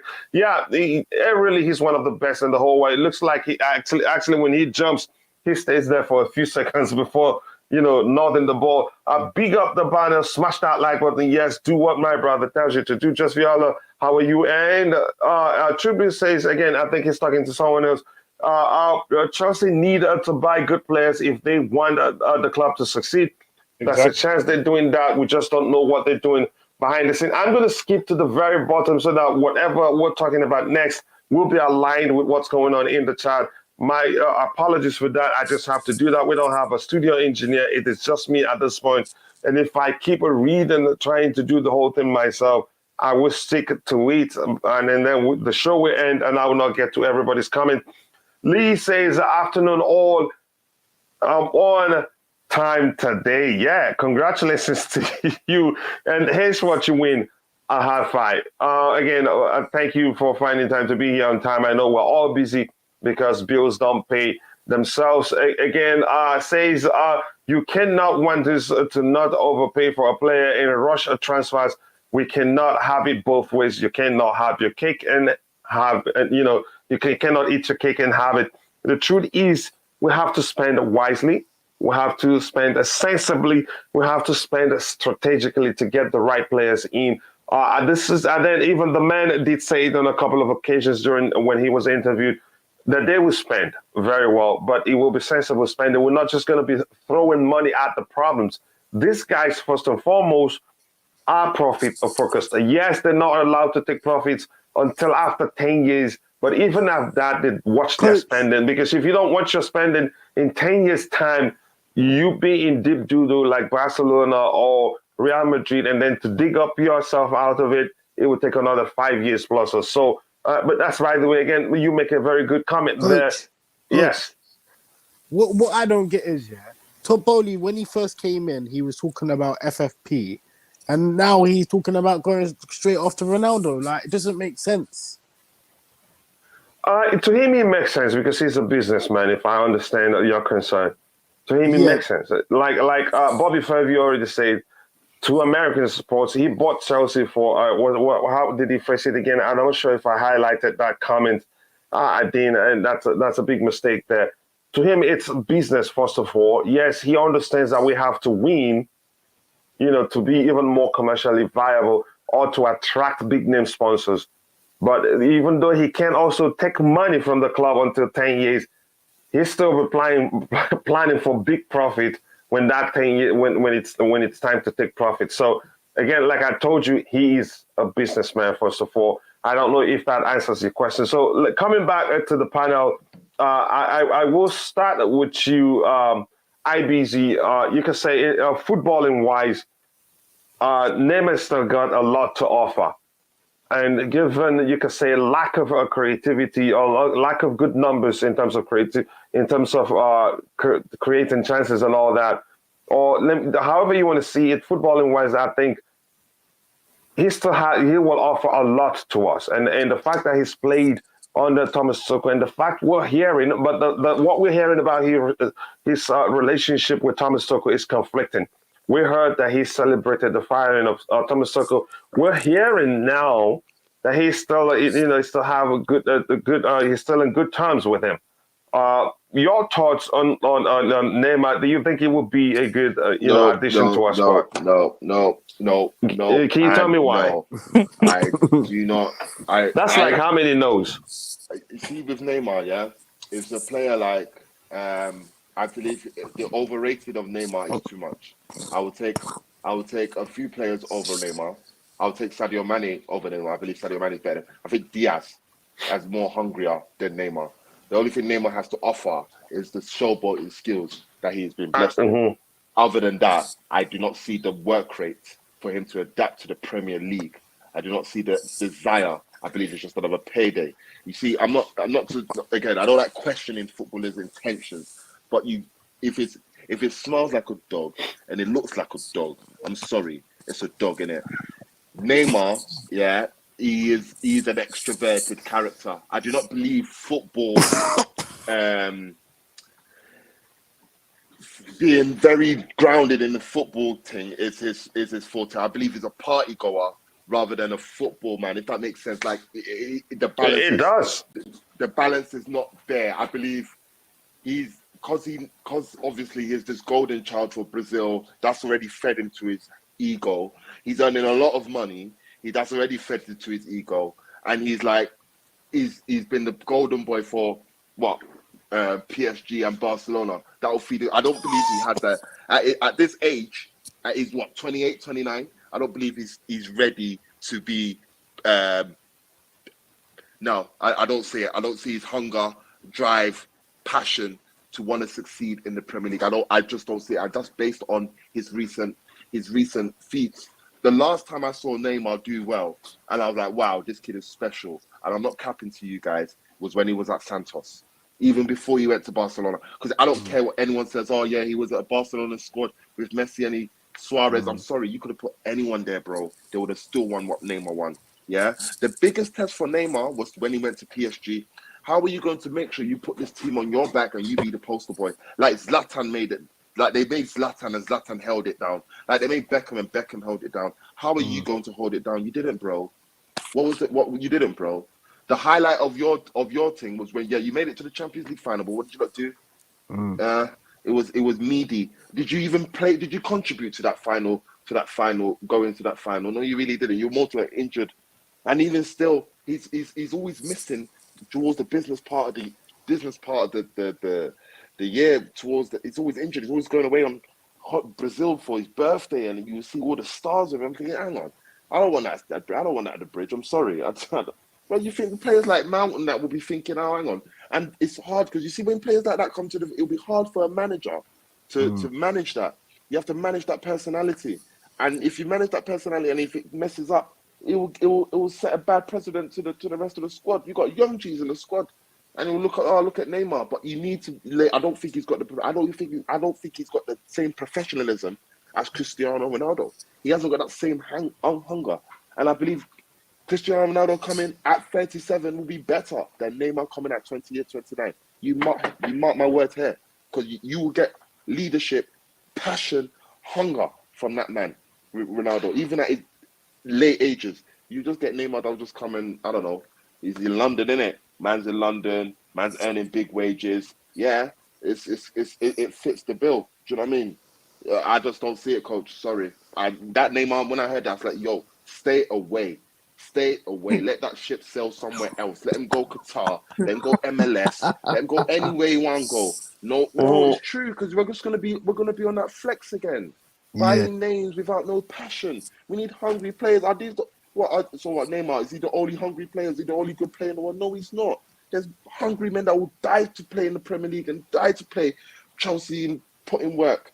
I'm sorry, I just don't see it with him. I believe, you know what? It's funny enough. It's World Cup, that's when all these Brazilians are picking up a fuss of wanting to leave and wanting to play for this club and that club. Where was the passion before World Cup? You know what I'm trying to say? It's meaty, it's feeble. It's always when World Cup year comes, that's when all these players just turn. I question the loyal. I question the intentions. And I'm sorry, if we're gonna turn over a new leaf and move away from the signing of big names and they come and become flops, Neymar's not where you're gonna start. Neymar is certainly not where you're going to start. Definitely. So that's my opinion. I'm away from him, Neymar. I don't rate him. I believe Robinho is a better player than Neymar. Sorry, people will kill me. You kill me. I don't mind. I don't. This guy wants to be Ronaldo. This guy will never be Ronaldinho. You will never move the world of football like Ronaldinho. I just look at you like you're just a poor man's Ronaldinho. They just gave plenty of money to. I'm sorry. What have you done? Is it the comeback against Barcelona or against PSG you did in 2017 that is shaking your head? Who you be? That's my own. Who you be? I don't want Neymar. I don't want to see Neymar. Honestly, bro, you really you don't like this player. You don't like him at all. I don't hate him. He's whatever. I understand. As a player, you don't like him. I don't want it. And what? And again, I must let you know your argument makes sense. But again, so I think otherwise, I'd take him over Ronaldo. But we come back to that. And I just want to address this comment right here quickly. He says, "Can we stop the Ronaldo disrespect, please? We watched Azola till he was 38 at Chelsea. Nobody here on the panel has said anything about his age. To correct us if we're wrong. Nobody has said anything about his age. We followed him. Zola didn't join at 37, did he? Exactly, and we all see things. Again, I think you just made that up. But sorry, nobody on the panel said anything about his age. And again, thank you for 125 people watching, and thank you for 70 likes. So we need just 30 more likes to get to 100, and we're shooting for 200 likes today. So if you haven't, please take a second to like the video. The likes go a long way for the channel. The more you like the video, the more the YouTube algorithm will be triggered and the more people would reach and the more fun it will be to have more people here. And if you haven't, please subscribe to the channel. Let me try and catch up with the chat and come back to the panel and get Bobby's opinion before we move to the next topic. Big up and saying hello to Bobby Fairview. I think I'm way too far too behind. All good, thanks, Trip. I hope all is well with you. I'm going to skip quite a lot. Zola, happy birthday. Yes, happy birthday to the legendary of Jean-Frank Zola. Again, I love him. He's one of my favorite players at Chelsea. Again, even if Boehly sees Ronaldo signing as a marketing point, then at worst we have a scorer and money coming in. Do you mean Jesus? We are turning Boehly into the Glazers in just. That's again, we're just being objective here because the truth is, uh, he's going to be seeing things from the business perspective. We've tried to answer the question: how does he find the perfect balance? Because if he focuses too much on that aspect, then the footballing aspect will suffer. It is just the truth. Again, no matter how you see it, again, another thing we talked about, no matter how bad he thinks Marina were or Petr Cech was, again, both how bad he thinks both were. I think it was a mistake, a colossal mistake, to even allow, even if they requested to leave, he should have tried to convince them to stay at least for the transition period. You know, look, the Chicago Fire goalkeeper we thought we've wrapped up. Now we're hearing the deal. There's a chance it falls through because Petr Cech was part of the whole process, and now he isn't there. Yes, we're being told that they will reach out to them if they need their help. Something isn't quite right there, but we don't know. I don't know what it is, and I don't want to go too much into that. The transfer season, you think lawyers will sit down to do whatever you want before you come and sign them by that time. Some of the serious teams have. I'm going to skip quite a lot. I think we're talking about Neymar now. I'm going to skip to the very bottom to see if there's anything that aligns with the Neymar stuff. I just hope we don't buy Sterling, and AKA before we buy the lead, because once a City have more in the bank from sales and players and player wages off the books, you know they will go for him. That's the truth. I think they're waiting. You look at what happened the moment they got the Gabriel Jesus money. I think they brought to play in Calvin Phillips. I think I will stalk Delete on Twitter and Instagram. Ask him to come to Chelsea. Yeah, please do. If you think that will help, please do that. I'm going to skip to the very bottom. Sorry if I missed your comment or I haven't read. If I didn't read any of your comments, I will try to read your subsequent inputs in the chat. The verbal agreement in place between Chelsea and Chicago Fire goalkeeper Gabriel Slonina is at risk of falling through following Petr Cech's departure. Cech was key in the negotiation. Yeah, it only makes sense. That's why we argued here that Boehly, indeed, I think it was a mistake. Even if Marina and Petr Cech wanted to leave, he shouldn't have let them go. At least, the transition period shouldn't be just as, should I say, 6 months, or even, it should be around just 2 months. It should be around 6 months or so, because we're talking about a big entity such as Chelsea Football Club. There's so much at risk, when you don't really understand how things are done at the club. Because even if you want to make changes, you'd have to understand how things are done, first of all, to know how to approach approach it and implement your own way of doing things. Now it just looks like he just jumped into the middle of the whole thing and became the negotiator. Now I can't judge him right now until the transfer window shuts. Then I'd have to judge him. Bobby, coming to you. I know we talked about Neymar and Ronaldinho at length, but from a different perspective. The question I want to ask you from footballing perspective: do you want them at the club?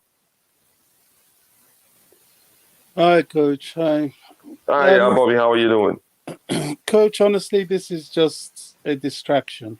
Mm-hmm. Talking about geriatrics, old players, old has-beens, this is just a distraction. And I think it's very symptomatic of the fact that I don't think there is any target in the pipeline.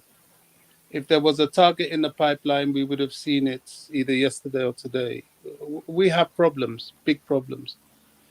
Trying to bamboozle us and focus on making purchases in the women's team.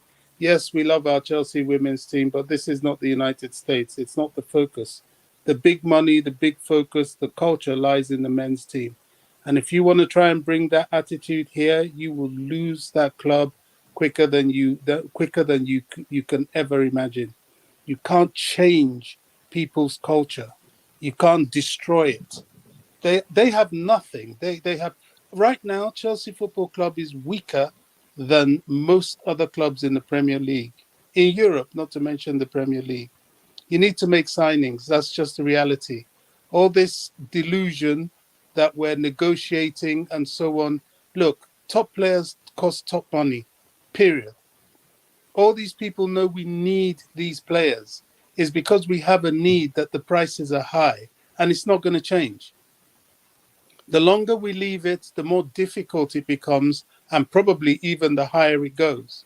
We drop 70 million, fair enough, for the Ligt. They want 80. Pay it. Done. If you leave it to drag and drag, everybody's going to start noticing and paying attention to what you paid. Nobody today even talks about what Man City paid for Haaland or what his wages are. Why? Because it was done quickly. Quick, done, finished, move on. Amen. Amen. Amen. So Amen. all this is dramatics, foolery. You want these players. Everyone knows you need these players. We need a defender. We need De Ligt. Get him. This is. We're here talking about Ronaldo. I mean, I'm not saying it's bad. We should be talking about it, but you know what I mean. Bobby, just quickly, you're just saying get him. Are you arguing we should just start giving these clubs the money they're asking? I'm arguing that there is a going rate, and you see, if you want the best, unfortunately, you have to pay for the best. If I want to buy a yacht tomorrow, and it costs 2 million, and I only have a couple of 100,000, I'm not going to get that yacht. We have to live in the realm of reality. This guy has 2 years left on his contract. They don't have to sell him this season. They don't have to sell him this season. And they know that we know that presuming we know that the longer you leave it, the more other people are likely to come into the deal, the more difficult he is to obtain, not to mention the higher his price will become in this window. If you want something and you want the best, you get it straight away. So we've gone 2 times now with a price that they won't accept. Why prolong it? We're delusional. Just pay it and go. They have even come down a bit. He has a release clause of over 100 million. They're prepared to take 80. What are you waiting for? Let me ask you this, Bobby. How do we know really that they're prepared to take 80? I want to play as much as you want him, but I think there's a risk. Here's the thing. I have to be honest here, and that's why we're here to learn from each other here. I think we don't just give them how much they want. And this is actually the normal process. It's just that we're concerned because we lost about we're losing about 3-4 defenders. Yeah, and we haven't seen any signings. We have to put, bring in the fact that we were under restrictions that stopped us from starting negotiations earlier, because the concern then was for the club to even survive the whole nonsense that was going, stuff that we were going through then. Yeah, how did we quickly forget about all those things and start judging immediately? And again, I'll let you continue, but I just want to let you know we'll still have a good window. I'm not panicking. I'm not panicking, but go ahead. Yeah, I mean, I'm not even talking about panicking or anything like that. But I get your point. We know the reasons. We know the excuses. Time waits for no one. All these if we want to sit in a corner and cry about all our reasons and excuses, be my guest and welcome to the relegation dogfight. You've got to be real. You've got to be real. The best costs money. Period. You're not going to change that. We're desperate and we need the best. But that doesn't mean we give them anything they ask of us. It's a slippery slope. Okay. That's my argument. But go ahead, finish your thoughts. We stay there, and ahhing. Everybody knows you're interested. Everybody knows you're dragging your feet. You're even exposing your weakness by being associated with a player at a price that you're not prepared to pay. You're weak. Get it done. Everything you do has a cost-benefit analysis. You look at that. They're supposed to be good at analyzing things and figures and statistics. You look at the cost-benefit analysis of getting this player. If he's going to be what you want, everything is a risk. You risk analyze it. and you get the player. He's a young player, yes, but he's not that inexperienced. All our young players now are not that inexperienced. We've got young players in our team that have played, 3 seasons in the Premier League? That's good enough. This guy has been playing Champions League. He's been in the defence that includes Chiellini and Bonucci. That's good enough. What are we doing? This is weak stuff. This is weak-minded stuff. It's better we walk away and not be associated with this guy than to dilly-dally like this and end up looking like an abject fool. Pay the money, move on. All this drama. Oh, 1 minute we're associated with Neymar. Oh, is it Cristiano Ronaldo? We don't need these people. These are old, has-been, over-the-hill players that are just going to come with a whole bunch of problems. We don't need this. We need to focus on what we need, which is the defense, where we've lost people, and the midfield, which is a weakness in the side. Probably if we strengthen those 2 areas, we may not even need to add to the forward line. But we're just doing things like a weak-minded club. We can't get Rafinha. Oh, we're crying about it. We're talking where we know the reasons why we're in this position. That's why we have to act ruthlessly. Crikey, it's not the first time we've dropped money on someone. If we can drop 100 million on Lukaku, we can, and 75 on Kepa, we can certainly drop that money on from a debt-free situation. We can certainly buy the Ligt. I mean, I'm not impressed at all. Today is the last day that we'll know whether we're interested in Jules Kounde or not, because it's the 5th. That was a deadline set by Sevilla, if they're going to stick to it. Mm-hmm. It's clear that we're not making any move in that direction. Now, the question I ask, there's all this talk that, we're going to back Thomas Tuchel, whatever he wants, and we're going to go for. Right. Thomas, what do you want? What do you want? I've just been on a stream where at least Lampard, you could say he put his money where his mouth is. He went for Ben Chilwell. He wasn't looking at anybody else. When people were looking at this guy from Real Madrid who went to Spurs, he was saying, no, Chilwell's the guy. And he was right. He went for Thiago Silva. I was one of the people that said, well, this guy's too old. No, he was right. Now, Tuchel, do you want Cristiano Ronaldo? Yes or no? Yes, okay. Take responsibility for him. Cristiano, here's your contract. No, forget it. Move on. We ain't interested. Why are we messing around? Why are we acting like a weak-minded club? Look at Man City. I want this player. Bang, I'll get him. I want this player. No, we're not ready. Don't associate us with the player. I need to sell this player. Right, I've sold this player. Bang, I've got this player. Calvin Phillips. They don't mess around. They're not doing all this silliness. It's annoying. I'm sorry. I really feel his pain. I feel his pain. I echo it, my brother. I hear you. But it goes back to what we're saying, innit? Todd needs to hire the best in class for us to execute the vision he has his mind to. So when you come in, you sacked Marina, you sacked Petr Cech, 2 people who I believe are right now in the forefront, or who are the forefront of the recent signings we have made, be it Chilwell, Havertz, whoever. Whether they did bad or good, they shouldn't leave this quick. They are the forefront. Those are the guys that you delegate. Yo, Petr, please, can you get on the phone to X, Y, and Z, please, so we can see what they're saying? Marina, I've heard calls from Italy. Can you get that? And I'm going to get on the phone. You're knocking 3 eggs with 1 basket. You know what I'm trying to say? You're killing 5 birds with 2 stones. You know what I'm saying? You're getting shit done. With Todd is probably just there, right? I've got to get on the phone to I'm going to call this person at lunchtime. He's probably missed like 3 calls because he's missed this. You know what I mean? It's all over the gaff. And yes, that's why we are where we are now. We haven't signed 1 player. When did I know, yes, we've just come out of sanctions and this, that, and the third. But I'm so sorry. If we really wanted to do it, we will go in there and do it. And again, there's no smoke without fire.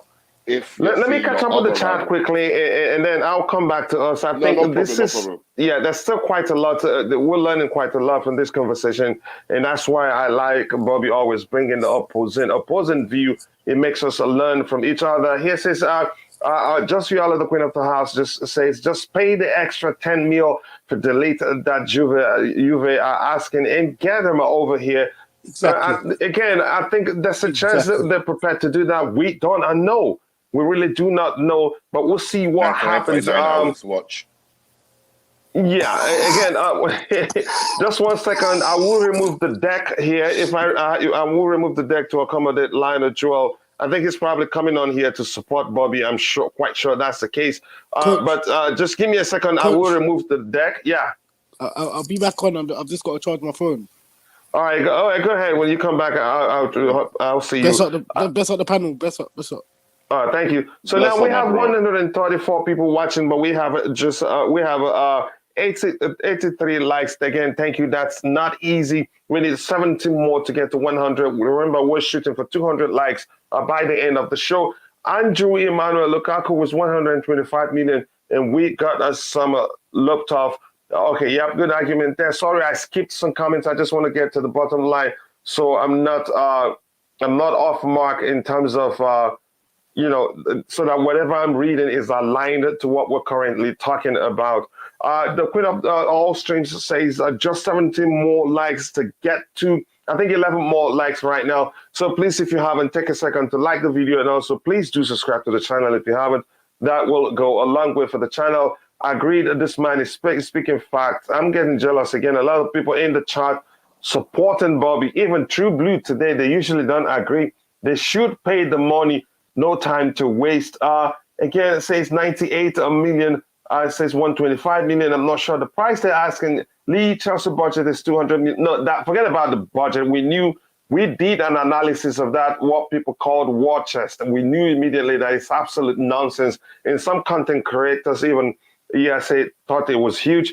And the question we answered here on Chelsea Perspective, how many good players can actually 200 million buy you? There are, if you go, let's say, delete and Kounde alone, the money is nearly finished. And we were talking about signing around 4, 5 to 6 players. But that's, by the way, again, if you haven't, please take your time to go check out the coolest Chelsea YouTube channel. That's Tobago's new YouTube channel, launched a few days ago, and I think you will love it. If you subscribe, please do let them know I sent you. Lukaku was brought by previous owners, not the current owners. That's the truth. Spartan dilly-dally culture started with Marina. Again, we're not here to play the blame game. Even if you hate Marina, chances are if she's still, valuable right now, she'd sign 1 or 2 players. Is she perfect? I'd say no. But believe me, I think it was a mistake letting Marina and Patacek leave this early. They should have stayed at least 6 months, just throughout the transfer window to help us. Maybe TT wanted up better and Marina out. We don't know what the reason they left. Again, like I think IBZ agreed, there may have been some measure of disagreement between them that we do not know about. Again, 130 people watching and 89 likes. Please keep liking the video. The more you like the video, the more people would reach and the more fun it will be here. I said the coolest Charles 200 plus sell. Okay, yeah. Again, the coolest Charles, we only need to buy this season. So yeah, we can give you the 100 million. We can. But again, you have to negotiate. It's part of the process. Again, I've argued again, we're all just frustrated and for good reasons. We want our club to do well. And because we haven't signed any senior player yet, again, some of us think it's end of the world, and I don't blame anybody. You have every right, to feel the way you're feeling. That shows your passion for the club, that you truly do love the club. James Felix, nice to see you. He says, weeks before the transfer window, Chelsea were at, we want this or that. Till date, we are still at want this or that. Who does that? Again, I'm not going to go into trying to explain why things are the way they are.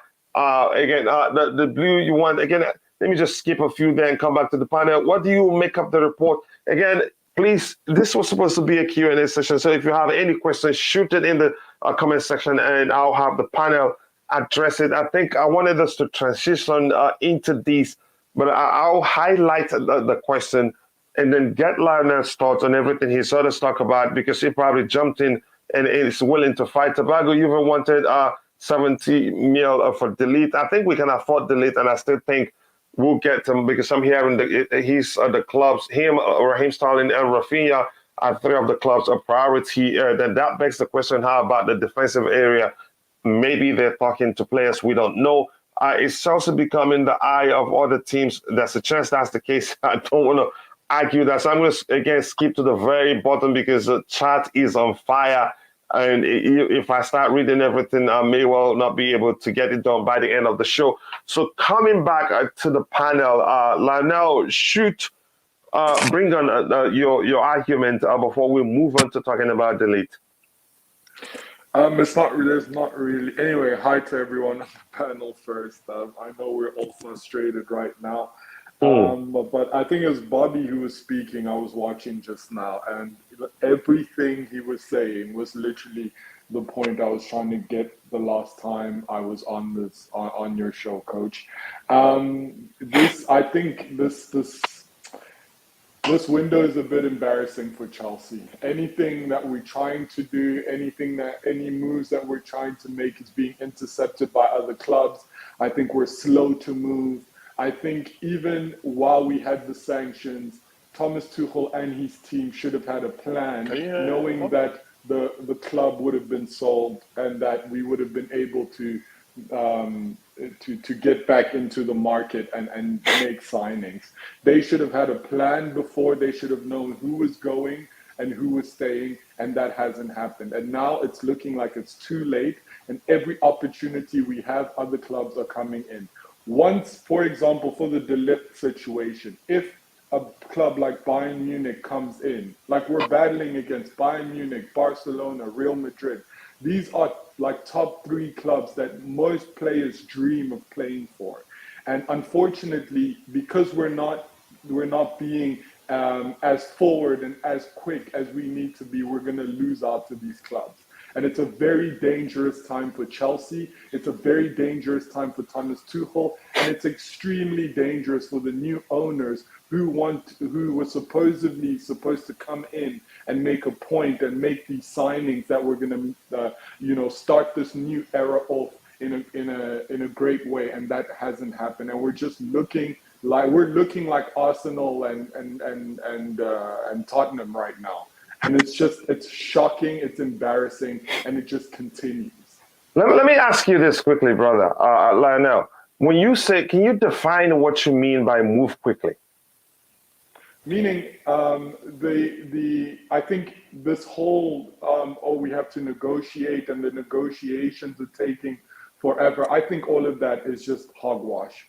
If there's an asking price and there is obviously every agent knows what their player wants and what their player desires. There's certain players that we should go out and instead of trying to play this negotiation game, especially this late into the transfer window, we don't have that luxury anymore. These are things that we should have kicked off as soon as the handover of owners was done. We should have been in the market, but we weren't. So the reality is now we're in a position where we don't have the luxury all the time to sit down and speak to Kounde for 3 weeks and wait for Rafinha to make up his mind for a week. What's his name has been rumored. Ligt has been rumored to come to Chelsea for weeks now, and nothing has been done. And if there is something being done, it's not happening fast enough. It's not moving. And I think because Todd is at the helm of this and doesn't really know how this works, this is where the problem lies. The fact that Marina is only being called if she's needed is totally wrong. She should have been the head of this transfer window. She should have been making the negotiations happen, and these things would have happened faster. You cannot come into such a critical time in any business. You cannot walk into such a critical time and expect, and especially if you don't have the knowledge of the work that you need to do, you cannot expect to be successful. You need to learn from the people that have been there, that have done it, and then take your lead from there and have the time during the season to master your craft before you decide to head such an important part of a football club. And this is what's happening right now. Honestly, that's where you and I can agree that I think he shouldn't have, tried again. I know he didn't become a billionaire by being dumb, but no matter how smart you are, sometimes you just have to delegate. And he also didn't become a billionaire by doing everything himself. Exactly. So for him to have, just jumped in and start being part of become part of the negotiation process and leading it, actually, it's a colossal mistake. Again, he became a billionaire by delegating, a lot of work that, that's done that made him a millionaire. He didn't get there by himself. So I'm surprised he did that. Coach, it's the flexing of muscles. I'm the new guy. This is my home. Exactly, the new guy indeed. That's it. It's the new guy. That's all it is. And I'm not. I believe Americans are very like that, innit? Like I believe that's how they that's their business model, innit? They come in, yo, we're the new bosses in town. Y'all pick your stuff up and leave. We'll take it from here. Thanks for your good work. Bye bye. That's how they are. I believe that's their shrewd business like that, innit? Because it just doesn't make sense. It just this is not baseball. But bless you. But what can we do? He sees that he's purchased. Yeah, but it's we're not their considering money. We're not considering. We're not considering what Marina and Czech wanted as well. Maybe the vision when Todd Boehly sold the vision to them and say, right, for now Tuchel will have a veto on any transfers. Maybe Marina and Czech for that's not how we want to operate. We want to have I have to disagree with that, because first of all, knowing that the new owners are coming in and with the connections that Marina and Czech have to what's his name, Roman Abramovich, it was clear that they were going to clear out the locker room. That was a given. Every professional that has spoken about this said the exact same thing. They were going to clear out the locker room, and it's understandable. The problem is that they don't have the knowledge to be able to negotiate in such a market. And that's the problem that they're having right now. Marina should have headed this transfer window, and she should have stuck by it till the end of the season to make sure that these deals are made. Let's not forget, Marina, you can say whatever you want about Marina, but she is one of the most powerful women in football. And she hasn't done that by just letting people walk all over them. And that's what's happening to Todd Boehly. Director of the year in 2021 as well. Director of the year in 2021. And he thinks he can come in and just walk all these people, these we're talking about Juventus, we're talking about Barcelona. These guys have been doing this for years. They've been mastering their art of the transfer windows and football business for years. You cannot walk in and expect to be able to match them. Lionel, so let me ask you then. Yeah. So if that's the case, then knowing you don't have experience, the only tool that you have in your arsenal is money. So maybe, because obviously if you go into a negotiation with Bayern won the Ligt and you also won the Ligt, and Juve, the only way you can persuade Juve is you pay higher than Bayern, because the player himself would probably prefer going to Bayern. So what you have to do is pay the money then, I guess. Yeah, but I don't. Again, the issue, I don't think it's just money. I don't think it's just money, because if it was just money, these deals would have been done years ago. We've seen this in the Roman Abramovich era, where we did throw money at everything and we got what we wanted immediately when we wanted it. The issue, Todd Boehly, before coming in, said that they were going to have a different type of format going into recruitment of players, which is looking at data and not just throwing money at the problem. And we also have to remember that Todd Boehly is not looking at Chelsea Football Club like Roman was, where Roman was able to throw money at the club and go into a billion-dollar debt. He's looking at this as a business. So whatever money he's putting in, he wants to get out at some point. So there's this rhetoric that, oh, Chelsea has all this money still and we can just go out and just throw money at the problem, which I think is super incorrect, because Todd Boehly himself has spoken about what the way of doing things at Chelsea was going to be, and they were looking at a Liverpool model. And Liverpool, yes, this season they threw money at Nunes, but if you look at their previous deals, that wasn't the case. You can talk about maybe 3 players that went to Liverpool for big money, and the rest, like the Manes and the Salahs and so on and so forth, those were scouted properly and understood that they could fit that Liverpool system. Yeah, but don't you right? think you're asking a bit too much in such a short period of time? I think Exactly. where we are now is you have to pay up. I mean, we don't have time to implement a scouting network, a director of football. I think Todd Boehly has been in a job for just over 1 month, and Right. for all of that to be in place, no. I think what you have to do now, Tuchel's giving you a list of defenders or attackers, whatever. Maybe he doesn't have. Maybe they don't know how to convince this place to join Chelsea. Then maybe they don't have to sell the Chelsea project. If that, then he can get some football consultant. And I don't know. My brother, he was wrong to let. You see, you just said it now. You didn't know. You don't know the people that's going to be able to sell the Chelsea project. Yeah. You had Czech, a legend. You had Marino in 2003. Who cannot sell it better? Let me just say this about this situation. Yeah. You know, it's a unique situation, whereas in that the whole handover process was rushed, and it was shrouded with a political with a political matter, which probably made it difficult for him to continue working too closely with the old board because of their direct links with Roman.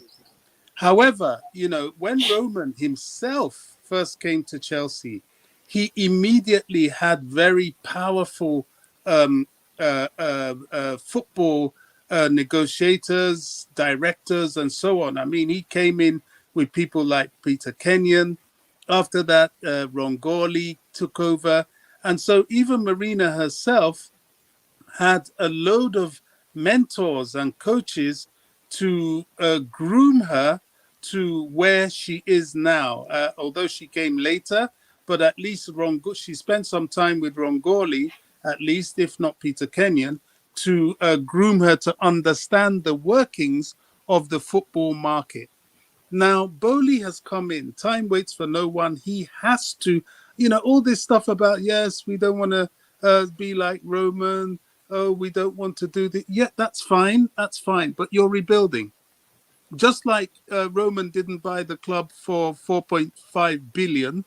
He bought it for a couple of 100 million, 1.35, 135 million to be exact.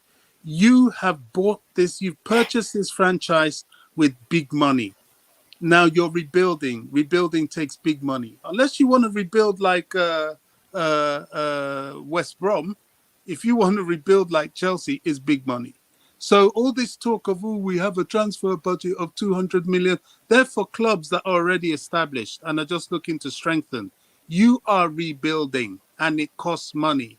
So if you don't have the skills of negotiation, you go in and blast people away, blast away these people with contracts and bring them in. You're looking to stabilize. Right now, the only stable thing Chelsea have to sustain any presence at the top is Thomas Tuchel. So give him the tools to work with. At the moment, it's more than chaotic. We've gone from chaos to absolute bedlam. The former board was quite chaotic, to be honest, but this now is bedlam. We are in trouble, and we're delusional to keep thinking that we're going to be in some sort of negotiation process when everybody knows you're desperate. You've lost your best defender. Exactly. You're desperate. You need this. Exactly. You know what I mean? So Yeah. why are you exposing yourself? Now, that's the point. I don't know where this is going to end up. With every passing day, we're not sure. And I think, if you ask me, I think it only makes sense. Let us, even before we talk about the Ligt, let us quickly transition into the new reality. I think it was Lionel that alluded to it. It's important we talk about it. I think this is not going to be the first time we're going to be seeing this happen this way, because chances are under Roman, we're talking, even no matter what we've been through, through, we'll be talking about 2-3 signings for the men's team at this point. But right now, I'm sensing it doesn't end here. And that was why when we talked about it, the new reality here on Chelsea Perspective, I argued that Chelsea fans, it doesn't look like we're ready. We're used to getting what we want. And it's often like this under Roman. Even when we started being a bit reluctant to spend too much, we're still getting players we want. Coach, please, can I just say, you're mixing up two things. You're mixing up two things here. You know, a new reality doesn't mean chaos. You need to stabilize. No, forget that. I understand the chaos part. The chaos part is a different thing altogether. But I'm talking about the delays we were seeing and negotiating for far too long. Even then, if you're organized, there will be no delays. Exactly. When FSG took over Liverpool, they came in with a structured plan, albeit the sale was nothing like the Chelsea sale. They came in with a structured plan and they executed that plan. They didn't come in and nosedive Liverpool to relegation. They came in and immediately started to improve performances. Even Man United, although they're languishing, it's not about a lack of spending. It's just that all the investment they've made in the club structure has been wrong, in that they've come into a club that's a little bit too big and has too much history. And it's their history, I think, that's part of their problem. They've still got people like Alex Ferguson, Bobby Charlton, you name it, hanging around in the boardroom when really they should have been turfed out and allowed to just this new set to continue on their journey. But that's Man United. I don't care about what they're doing. In this instance, we are in a very unique situation. And yes, going forward, we may not have the sudden bang expenditures of Roman Abramovich, but we will still be making purchases and we will still need to make those purchases in a timely manner. So, you know, the new reality is we need to get organized quickly. We need to understand that the investment is not finished, that there has to be some big expenditures now, because unlike Roman, we've come into a club that has lost a lot of significant players and it needs replacing. And the cost of the replacement is high. That's why a lot of us got really upset when people like Rudiger did not have their contract sorted out quickly. We saw this. We knew it would be cheaper to pay Rudiger more money than to replace him. And this is what's happening. This is one of several that's happening. Now just quickly, and also, now we have Coach, 115 people. Just quickly, just give me a second. Okay. Now we have 116 people watching and we have 98 likes, just 2 more to get to 100. Again, if you haven't, please take a second to like the video and also do subscribe to the channel. Now, again, Lionel, just quickly, this says Chelsea agreed on the Ligt. My mate just confirmed and said he will fly into London in 24 hours to have a medical. What's your source? Let us know. We want to know. Go ahead. You wanted to say something, Lionel. No, I just wanted to add, like, what? So when Todd Boehly and his consortium, right, put in the bid, and they knew that they were favorites, right? They must have been a plan, right? They must have been like, they must have spoken to Thomas Tuchel and said, okay, we're about to come in. Like when he was doing his rounds at Chelsea and being there during the matches and shaking hands and kissing babies and all of that. They must have been a plan. They must have been like, okay, Thomas, we're coming in. We're the big dogs now. What do you need? Give us a list of players that we need. That you need, and we will begin to have conversations with them. You also, like in previous shows that I've been on, Coach, you've mentioned that although we weren't able to sign anyone, it was possible that we could have had conversations with players, right? We could have understood what it took to get this player through the door. None of that was obviously done. And now we're looking at the situation where we literally have nothing right now. We just have an owner who's talking about all the big things that they were going to do and how they were going to come in and be different from Roman and and all of that. And he needs to be very careful because this Chelsea fan base, me included, were big supporters of Roman and how Roman worked. And that's the reality. Yes, his dealings with Putin were messed up and whatever. But if we're talking about what he did for the club, Chelsea Football Club, we are big, big supporters of what Roman did. So if I think that for his benefit, having the fans on his side is a big deal. And if he messes up this transfer window, it's going to be a start of something way bigger than they can handle as the new owners of Chelsea. Just to add, he makes a good point. Just to add, And IBC, while you are it, can you look at this comment on the screen? People underestimate the revenue constraints we operate under as a club. Small stadium. Yeah, but I mean, that's good. I hope so. Let something happen, Coach. I'm not here talking because I hate Chelsea Football Club. I want the best for this club. If that means Bayern don't want to get into a bidding war with us, it's fantastic. But the reality is, players can go to Bayern. What they have at Bayern and they don't have in England is that they can go to Bayern, play league games where they probably know they're going to win. They're going to win the league title. The only time they have to be at their top is during Champions League time. That's a big and that's a big thing for some players, right? That's why Mane left and went to Bayern. He got more money. He knows that he's only going to need to be in second gear half of the time, only be in first gear during Champions League, and he can just chill out and ride this wave.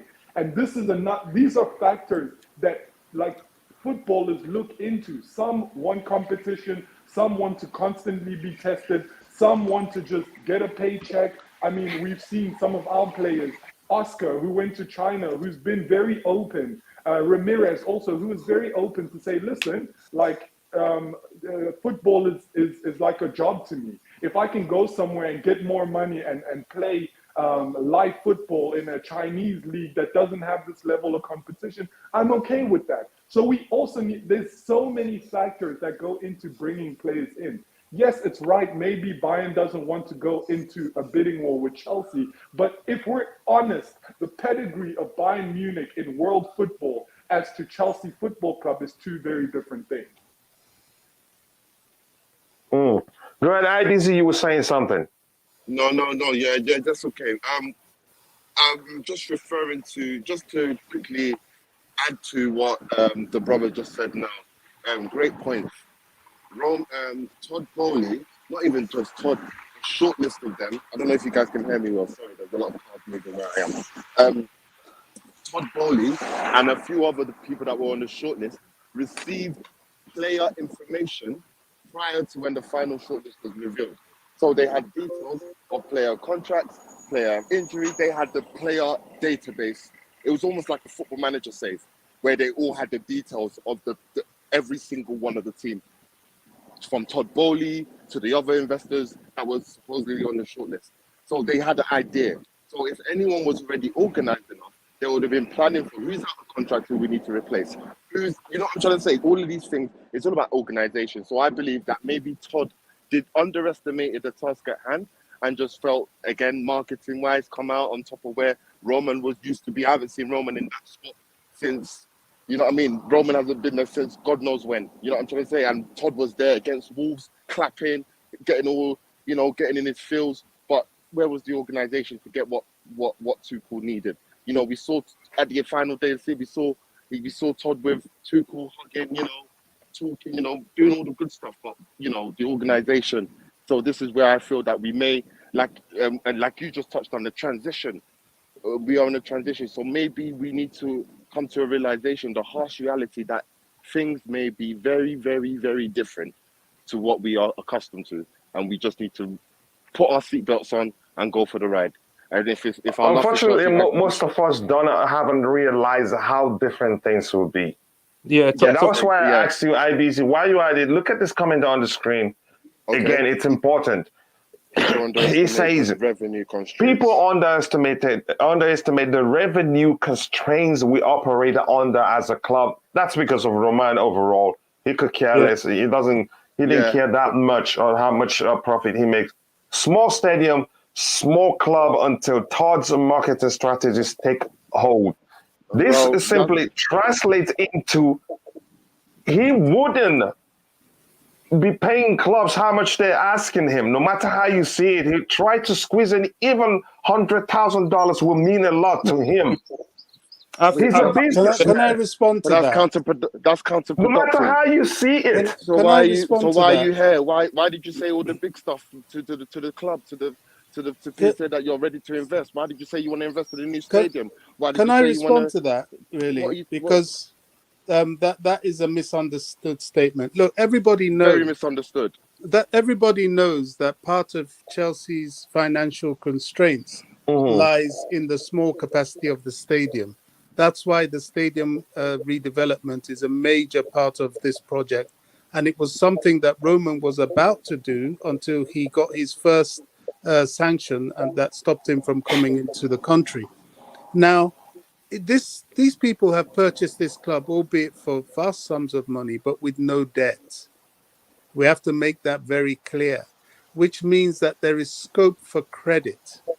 Now, you can, if you have a plausible business plan, you can be given credit, especially even with FFP.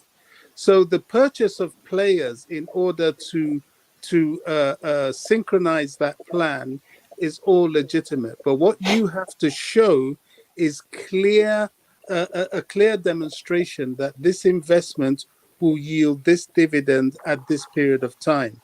And another advantage to support that is that the owners are not allowed, or they've signed an undertaking to not take any dividends out of the club for the next 10 years.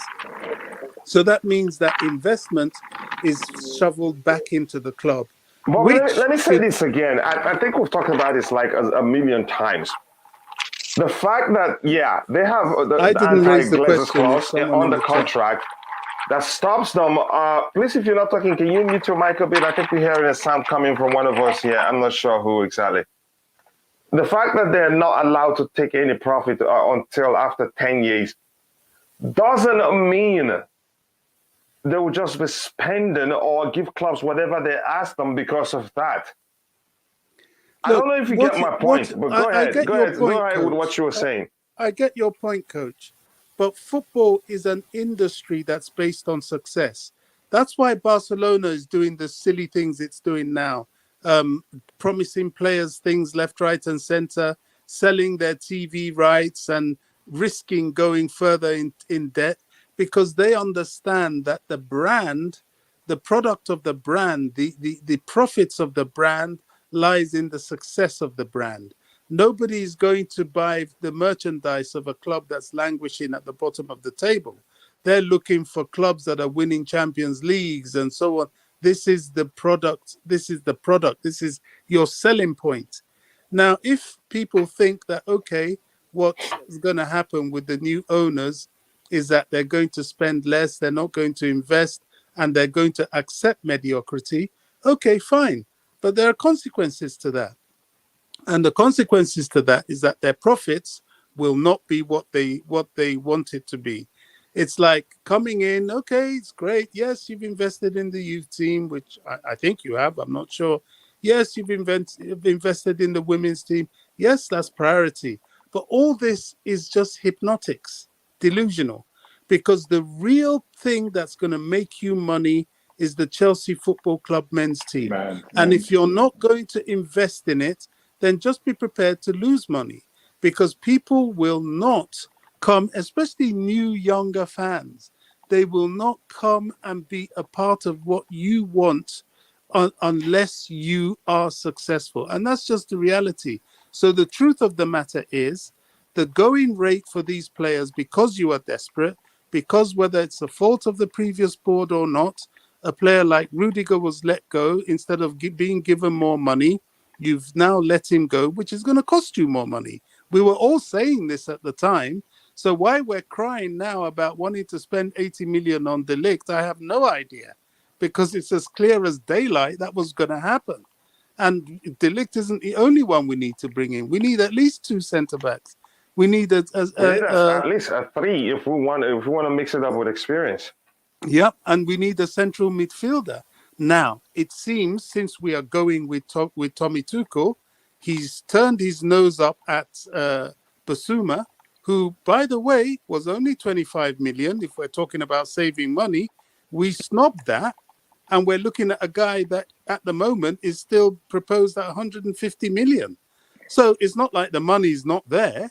It's just the strategy's not there. So if they want, let me tell you something. The longer, if they're going to go for Declan Rice, right?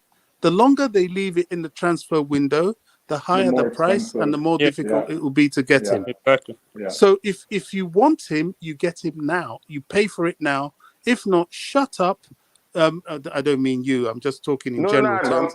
I'm with you, Bobby. Go ahead. Yeah. If not, just shut up and move on to another player and distance yourself from this situation. Now, I am by in no means a Man City fan, and I can't stand Liverpool.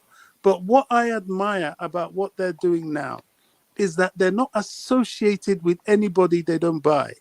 They distance themselves for it like the plague, because they don't want to be a part of that nonsense. If they're interested, bang, bang, bang, they get the player, pay the money, they're gone. So there's no room for media circus. And in most cases, you don't even know they're talking to any player. Thank you. Yeah. There's no room for drama. There's no room for media circus. I mean, I revert back to Erling Haaland. Erling Haaland didn't cost them peanuts, and they're not paying him peanuts either. But is anybody talking about the price of Erling Haaland now? When we were going for him, it was the talk of the town for months, because we took months. But now it's done, dusted. He's already shown the shirt. The media's bored with it. They're moving to Chelsea because Chelsea's the drama now. Oh, 1 minute they want De Ligt. 1 minute they want Kounde. Barcelona's come for this. Rafinha's up in the air. Oh, this is just what they want. They're selling. They're getting clickbait on Twitter. They're selling newspapers, if people still buy newspapers these days. I don't know. But, you know, there's all sorts of attraction to it. We are a circus. Now, it's okay to be a circus if you're recruiting Galacticos like Real Madrid or PSG. But if you're recruiting nobody, you become the clown of the circus. You're a joke. Yeah, exactly. And I think we don't realize. Go ahead, Rodrigo. Yeah, I think maybe because as fans we can see we desperately need defenders, and all I'm hearing is all these forward players. We only have one senior defender in the entire club. When are you gonna be starting to worry about where the transfer is going? No, I don't know yet, honestly. I don't know yet. On the 5th of August, when we kick off against Everton, if the central back the defense pairing is Thiago Silva, Chalobah, and Colwill on that day, and you don't have anyone. Or Malanga Sarr. Malanga Sarr, who's not a football player, by the way. Let me quickly do this again. I get your point, and I understand everybody's concerned. Let me bring in Phantom, because he's driving. I'd like him to, make his opinion known before and just drop off so he's safe. Phantom, do you want to come in, or do you want me to ask you a question regarding this comment on the screen? Are you able to hear me? Yeah, we can hear you, and we can see your mouth, not your face. Yeah, well, I mean, because I'm barely able to hear you. All I'm saying is thanks for the link sent, but I had to work an extra 2.5 hours today at work. So I'm still on the highway heading home. All I want to say is anybody is okay with me as long as there's no Dembele. No Dembele. Okay. Thank you very much. Bye-bye. All right, thank you, and drive safely, bro. So now, Matt, let me bring you in, Matt. Let me see if maybe you can help me. This comment on the screen, on the surface, it means we need a bigger stadium, and you can understand Bobby Fairview's point. But what do you think Todd Boehly will be doing right now to salvage, things all the things that Bobby talked about on this that you're looking at on the screen right now. That was when I argued he'd be trying to squeeze out every penny he can wherever possible. I'm not saying that. That's not me interpreting the comment. What I was trying to say, as a businessman, naturally, what he does now is to find areas where he can, I don't know if salvage is the right word to use for it, to get in as many income as possible. That includes not paying anything the clubs ask him. I don't think he cares that much. Honestly, he'd rather go to Thomas Tuchel and say the numbers are saying that this player is actually better than Ligt and even cheaper. Why don't we go to that player? That's what my point I'm trying to make. This really means people underestimate the revenue constraints. It is what it is. There's no other definitions to it. I'm not trying to interpret. I'm trying to say, okay, given this situation that Bobby Fairview explained that we can see on the screen, what do you think as a businessman Todd Boehly would be doing? Sorry, we're stuck with this picture of Christina as well on my screen. It's not letting me change it, so you guys had to suffer with Christensen on the screen. But I mean, to talk transfers. I mean, we were talking this 3 months ago, but I mean, I guess the main perspective that Todd Boehly should be doing, and I think Bobby was speaking about this briefly when I just joined, was to invest in the men's team. Like, if he wants to make money, it has to go from the men's team. Now, I get your point, Coach, that Thomas Tuchel can look at his own players and go, well, he's cheaper than Ligt. But the thing is, and I was thinking about this today, that does Thomas Tuchel even know who he wants? We're being linked with a lot of players, and we're not really seeing any players who he's taught from his own experience. Like, when we see managers come in, I can give an example, Klopp, even Lampard, even Lampard's doing it, that idiot. But, these managers, they have their preferences on who they want as players. How is he? I don't respect my shitty manager. I don't respect that shitty manager. Anyway, let him land. Let him land. Go ahead, the man. point I'm trying to make is that does Tuchel even know who he's signing?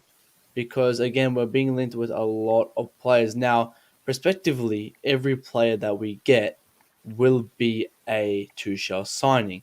However, I'm going to make this point again. Like, does he have anyone that he's taught previously that he knows who he wants to sign? Like, when he used to coach at Mainz or Dortmund, does he have any players that he genuinely wants from previous experience? He's going for a lot of new players, a lot of icon players. No one, who are underground in that. Dembele and Kimpembe on the list of players that Chelsea supposedly want, and he's worked with them before. Yeah, again, but they're big name pros. I'm not discrediting the fact that he's not gonna go for some of the players, but you know how we see with managers, they go and they get prospects they've taught when they were 16, 17, at Mainz. Like, there was an 18-year-old at Mainz and how he's prospected. But does he know who he's going for? Because we're being linked with every single player that wants to leave the club. And that's the question asked about. Just quickly on the Todd situation, yes, going to a bigger stadium will get more revenue. However, that's not going to happen in one night. It's going to take a very long time. I don't know where he stands on it, if it's the most priority for him. I'm assuming the main priority is back into Tuchel, getting transfers in and spending a lot of money on transfers. Then using those, like, again, getting Ronaldo will get so much money to then build a stadium. Like, he's trying to get I assume a PR move. Someone like Neymar, someone like Ronaldo, someone even Sterling, someone big to get names, to get recognized more and get more money. So then his second priority would be to get a new stadium. That's what I would be assuming. But I remember discussing this 3-4 months ago, and it's still the same standpoint.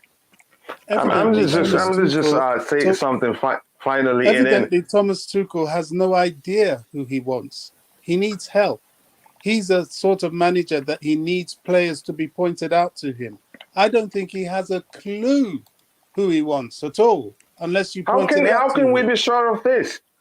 I mean, because we haven't got anybody walking through the door. No, how about the argument that the problem is we're not paying up, we're not negotiating quick enough to bring in the players that he wants. Because we've done everything we can as far as payment is concerned for Rafinha. Now, is Rafinha the only person that Tuchel can identify to play in that position? If it is, then he certainly doesn't know what he wants. I don't think he knows Why what did he you wants. say that? Sorry? Why do you say that, Bobby? You're I say confusing that me right because now. there's no evidence.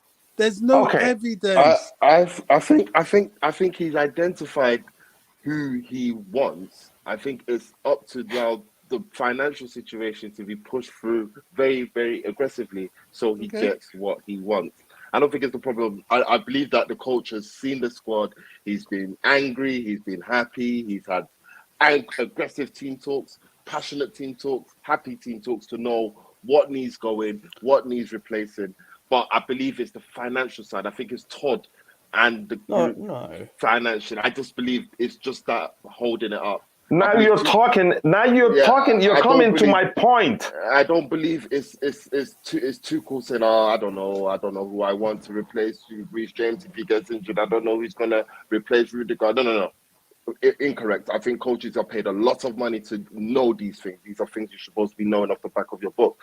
This is second hand. Why do you get paid for these things? But again, Tuchel I has think that's financial Tuchel's element. negative. That's Tuchel's negative.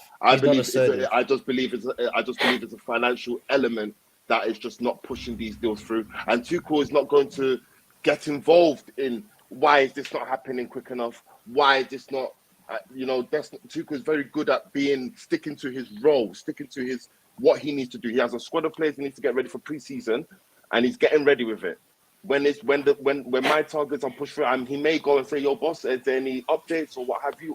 I would believe they will do vice versa and give him some updates on where they are. But I do not believe it's a thing where Tuchel's on some. Oh, I don't even know who I want. I'm just gonna chill here. I didn't see why I'm with you. Let's talk about this and get it over with and move on to what. There's an update that Just Yella shared with me regarding the Ligt. What I want to ask is this. Let me ask you this question. Looking beyond what restricted us from talking with players and getting them to put pen to paper before the transfer window opened officially, what do you see as the new reality in terms of the way we sign players? What do you think will be the difference, the way it was under Roman and the way you think it will be under Todd Boehly and the clearly consortium? Well, if it's I feeling we're getting a taste of what it could be or what it is. You just said we're getting a taste of what it could be. Yeah, we're getting a taste of what it could be and what it is, which is slow, probably thoughtful. So they're not throwing money at it. Obviously, it's something that, due to our frustrations, we'll be like, listen, we need to do this right now. But if you look past it, let's say, okay, let's just hypothetically say, yeah, we do get our signings right done this window. It doesn't mean that we'll be aggressive moving forward. It still means that we may be under a situation where we'll think carefully. Again, the Liverpool approach, where we're not just going to throw money at it. We're going to develop players, build a squad, how FSG has that model, or you could even say Man City, even the way they do spend money, they don't really overhaul players every single year. They actually, you see Morris has been there for some time now, Jesus as well. You know what I'm trying to say to you? So it's that approach that Chelsea would need to take. And if it doesn't, say that again, sorry. So because you mentioned Liverpool, have you heard how the Liverpool fans don't really like FSG? No, I understand. The Liverpool approach is good. No, but it works. It works, and they have a manager that tunnels that vision to a perfection. So it's all about getting that right. It's all about getting that balance. So you have a board that identifies the targets and plays to the manager's style of play. And that. Sorry. Let me finish on this point. Just to finish on that point, that just adds in hiring the best of class, like I mentioned earlier. You hire the best in class that can be able to build the bridge. We have a technical director that's needed. We need a director of football that is needed. Someone that will be able to liaise from player to the board to the staff, player to the board to the manager. These things need to be put in place. A loan manager. All of these things need to be put in place so that the squad, everyone is pulling together at the same way. That's it. If it's not happening, one person is pulling more than the other. Look, how is Todd Boehly taking care of sporting direct? Like, who are you, bro? I'm not being disrespectful, but this is not your function. You need to hire the best in class to do it for you. So now, if he's going to, I believe he's not going to just be the man that's going to be taking control of negotiation moving forward. I believe he's going to hire someone. I think I've read before, like last week or so, that people are on a short list to take on that role but still, it will need to be ASAP, and just so that we don't get a taste of what could come with this transfer window. It's looking very slow. It's looking very weak. Looking like we ain't got a pulling power, and we need to put that in place so that we can move forward very quickly. So hopefully, we're not getting the sign of this again moving forward. So yeah. Coach, can you bring up? I think it's Boogeyman. I'm not sure if Boogeyman's fouled Diazo. I think that's a Boogeyman. The comment that says Tuchel would rather being just a coach than a manager, and 100% agree with that. Where as much as everyone knows, I dislike Frank Lampard, but if we had Frank Lampard in the same position right now, he would be wanting these players now. Tuchel's not that manager to go to the consortium or whatever it is, the ownership, and go, I want these players now. He's focused on what's on that pitch, which I actually don't like on Tuchel. That is what I admire, and that's aggressive. that was what brought us. People need to understand during the whole sanction situation, the whole situation from when they announced it, from all of that, it was him. He was the shining light. He was the man that was focused on the pitch. He spazzed out at a report. I said, listen. I am a manager. You cannot ask me. I am in a privileged position. I need to work with what I have on the pitch, get the best of what I have. I don't know what manager will be able to handle the squad the way it was in the situation of the political situation that was going on.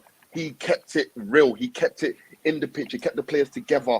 Results were happening. We weren't losing, so the media can say, "Oh yeah, because of the sanctions, is now affecting the boys on the pitch." They tried to do it when we had an FA Cup game. I forgot the team. Was it Luton we played? And then they gave us a little bit of scare, and we had to turn it around.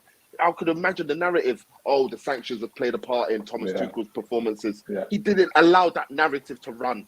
You know what I'm trying to say to you? Because he knows I need to focus on what I need to be focused on, and it's something a trait that I really admire in the manager, because he's not doing the most. You know, certain managers would do the most. I am a manager / director of football / CEO consultant. I want to be a jack of all trades, and you will mess up. And that's what was the downfall of Lampard. But that's another debate. But Lampard wanted too much. He was asking too much from Mourinho when he was just needs to focus on the pitch. But that's another debate. But Tuchel, he focuses on what's in front of him. I've got a pre-season to get through.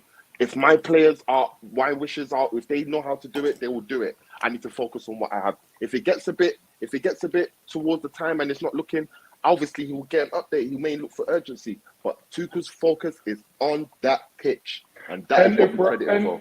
And if we're honest, what does Chelsea really need?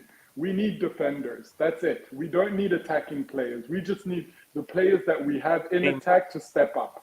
They've had their time. They've had their 3 time seasons to get comfortable. Yeah, well, this is the thing. Like, the reality is, these players were bought because they were talented in their previous clubs. They showed the talent. They showed what they were capable of, and they need to be able to do that. If we're talking about what Chelsea needs, obviously now Tuchel wants something different in attack. He wants to switch things up. It makes sense.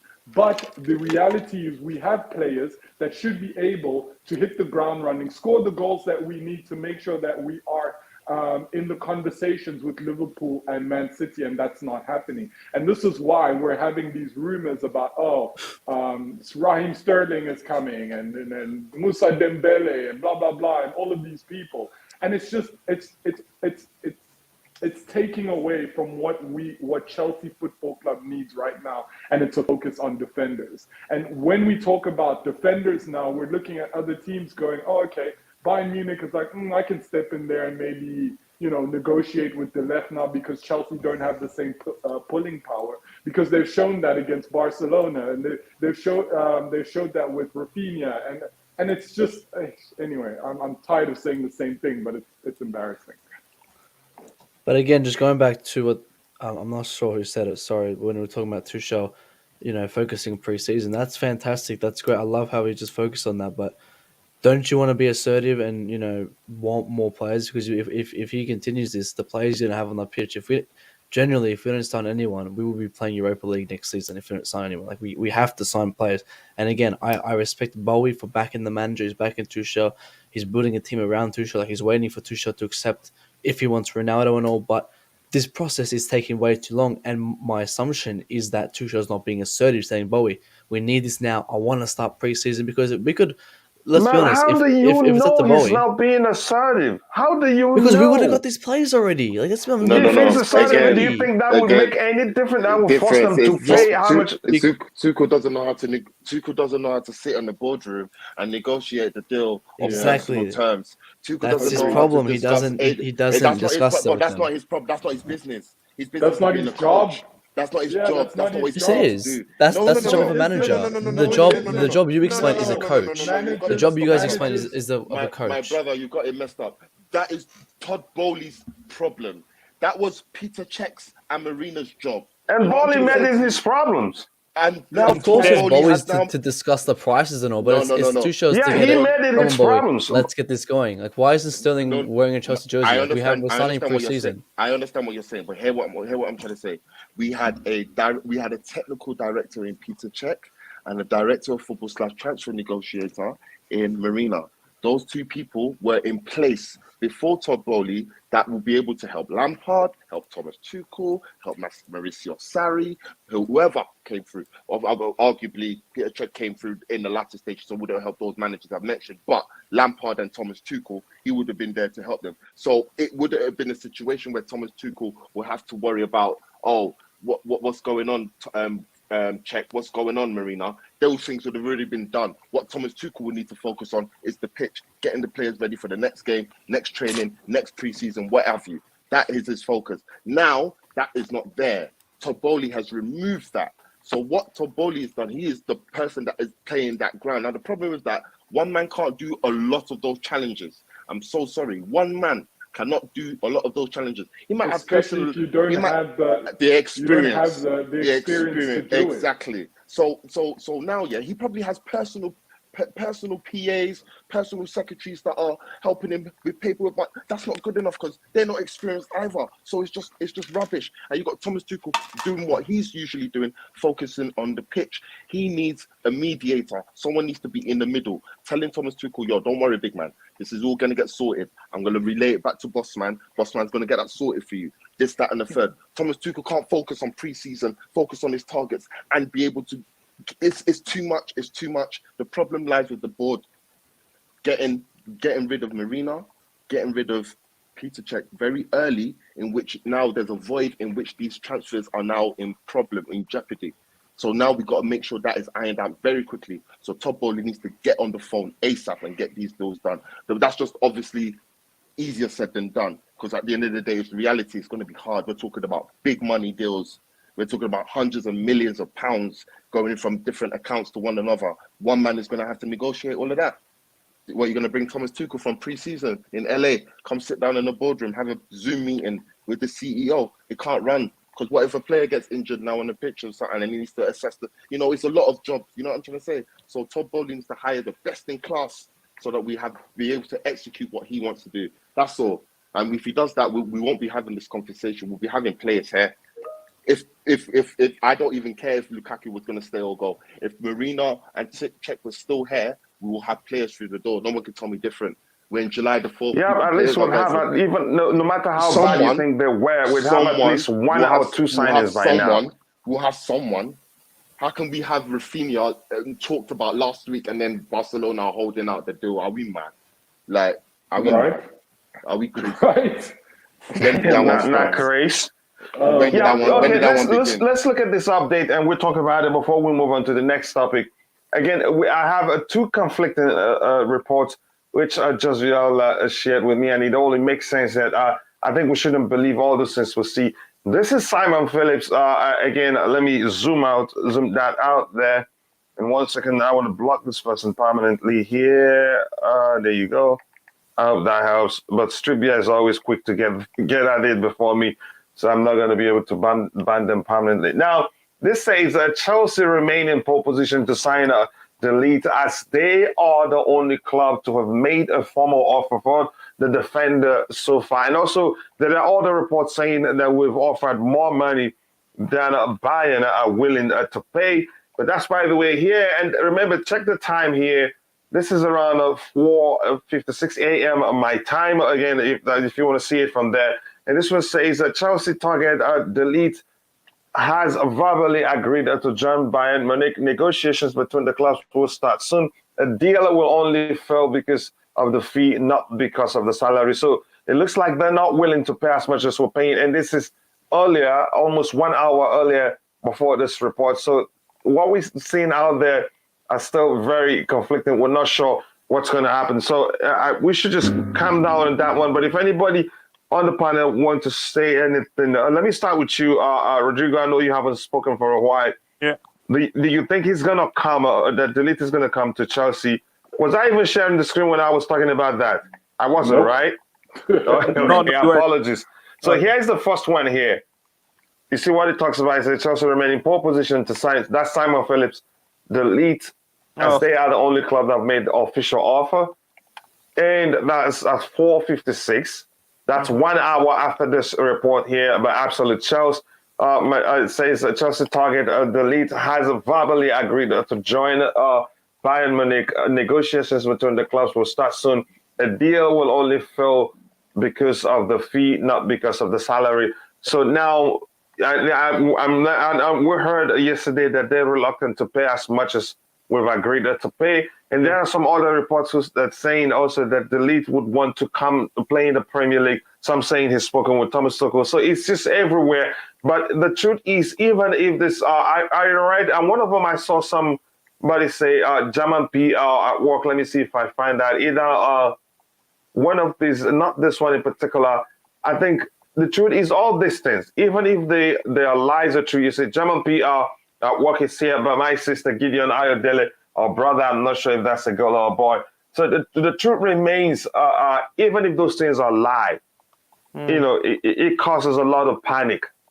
They do cause a lot of panic in the Chelsea community. And that's why you see people, you know, jump into conclusions. Oh, you know, I'm going to start sounding like Bobby. Oh, we'll finish. Oh, we're going to get relegated. Oh, we're going to be in the relegation zone. And Bobby will round up by saying it's all nonsense at this point. We're not sure. I don't think Bayern will be, you know, you see that Bayern, that's from PYS or Pies. Bayern don't want to be in war with Chelsea. Instead, they've been working on getting the Ligt to reject Chelsea. Yeah, I think, overall, when you look at the Ligt, we should just, the Ligt should be our priority. You can say whatever you want about the guy, because I personally don't believe he's worth the money. I don't believe he's that good of a centre-back, but that's a different conversation. But if Tuchel identify this guy as his primary centre-back, and we need centre-backs, we need the Ligt more than Sterling, more than Rafinha. We need this guy in. There's a matter of urgency. Otherwise, we can't go into this season the way our defense is looking. We'll be lucky to finish in the top 4. So we need to get this guy. So again, a player can agree deals with multiple other clubs. I think, especially verbal agreement, they can say yes. They can. The club can phone up his agent and say, "Would you fancy play for us?" A player can agree and say, "Yeah, I fancy playing for Bayern." But that is the final thing is Chelsea need to stop playing about and put on a table an offer that Juve would not reject. Oh, we need to, because we've been in. It seems like we've been in negotiation with Juve for such a long time. What is that sticking point? Is it just the money that we're not agreeing, and how much is it? If it's like a difference of, I don't know, £10 million, if that's the difference, why don't we offer that? Why don't we structure the deal so that we can get the Ligt in? Because it's a matter of urgency for us. The longer we keep dragging this, Bayern Munich on their side, they might work with the Ligt and try to give him a deal where make the Ligt kick up a fuss, and Juve might actually deal with Bayern, because Chelsea are just taking too long to conclude this. And with Bayern, maybe they might be willing to meet halfway when it comes to the fee. So we have to go in and offer. Maybe have we? When I read all these reports, it seems as if we're still talking about a fee. It's like have we even met a We've made a bid. We have made a bid. We're going in for a second. So we This just is have the to do it. second bid we've made. Have we made the second? We're going in with the second. I'm not sure. I'm not sure if Oh, we've it made it hasn't yet. But go landed ahead. yet. Yeah, Okay, so I thought we've made the second bid, and even that was rejected. But yeah, if we haven't made it yet, yeah. then there's a Because I remember. chance it will be accepted, because we've said we will make it up to 80 with add-ons. So Yeah, that's 10 millions of add-ons. So we're closer. we're close there. Yes, because I Can I remember. please make Yeah. this point about the money, please, if I may? I'm so sorry to interject. No worries. I have to just highlight and bring our memories back to this issue about the money and the issue about like Marina and co. Now, in a way, right, you cannot blame Todd Boehly for just cutting his ties with Marina and Buck and the last board and putting them very much in the background. Now, I don't know, how many of us here have bought a business before and so on. But, if you purchase a business, sometimes you can see something that is so glaringly incompetent Yeah. that if you continue to fraternize with that, you are basically acting irresponsibly and doing the same thing, trying to get a different result. It's better to take it on yourself and fail yourself than to put it into the hands of somebody that has so blatantly failed. I'll give you an example. Todd Boehly has walked into two glaring situations, as far as I'm concerned, which is almost unforgivable. The issues in and around the huge waste of money purchase of Lukaku. I know other clubs have done it, but as coach keeps saying, this is now a new owner and a new set of owners that are looking for profits. So throwing £100 million down the drain at a weekly cost of 325k is nothing to be sniffed at. Then the whole issue of Rudiger. Now, we had a proven defender. We had a reliable defender. We had a experienced defender, and we refused to pay him more money and increase his contract, period. That is why we're in this position of having to spend so much money on a replacement. We knew this was the consequence. Everything we do from here on in is a gamble and a cost. All we have to do is a risk cost analysis or cost benefit analysis. And what we have done, I believe, I don't have evidence, but I believe, is we've looked at this guy, Matthijs de Ligt. He's 22 years old. He's played in the Champions League. He's played in Serie A. He's played in a team with Bonucci and Chiellini, two of the world's best defenders. And Before Virgil that, van he Dijk. played in Ajax. He came through the Ajax academy. He played under this under that Ajax coach, and he was an outstanding leader. Now, the next step for this guy has got to be to come to Tuchel. Is he the finished article? No, but neither was Rudiger when Tuchel took over. Is this a long-term project? Well, I've heard that he's been offered a 5-year deal, which shows that he is a long-term project. Is he a leader? Yes. Is he experienced? Yes. Has he got Premier League experience? No, but he'll be playing alongside Thiago Silva. Is it a risk? Possibly. Do we have any other choices? Debatable. Very debatable. Do we have a chance of getting Koulibaly? Possibly. But is he a long-term investment? Probably not. I think from a risk-cost analysis, from a cost-benefit analysis standpoint, he is an objective risk that we have to take. Do we need this player? Absolutely. Are we desperate? Let's not fool around. Yes, we are. Should we buy him? Yes. Simple. I don't know why. Do you know what? Doing nothing is sometimes worse than doing something, because yes, I have held Marina and co accountable for Lukaku, fine, but they still have my respect for doing one thing. They saw that there was a need for somebody, albeit they gambled, they failed, fine, they'll fall on their sword, but at least they did something.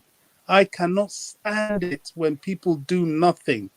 it's like the famous saying, it's good to be afraid, but you're a coward when you do not act because of fear rather than act even when you're afraid. If you get what I'm saying. I think we have to act. We have no choice. Go for it.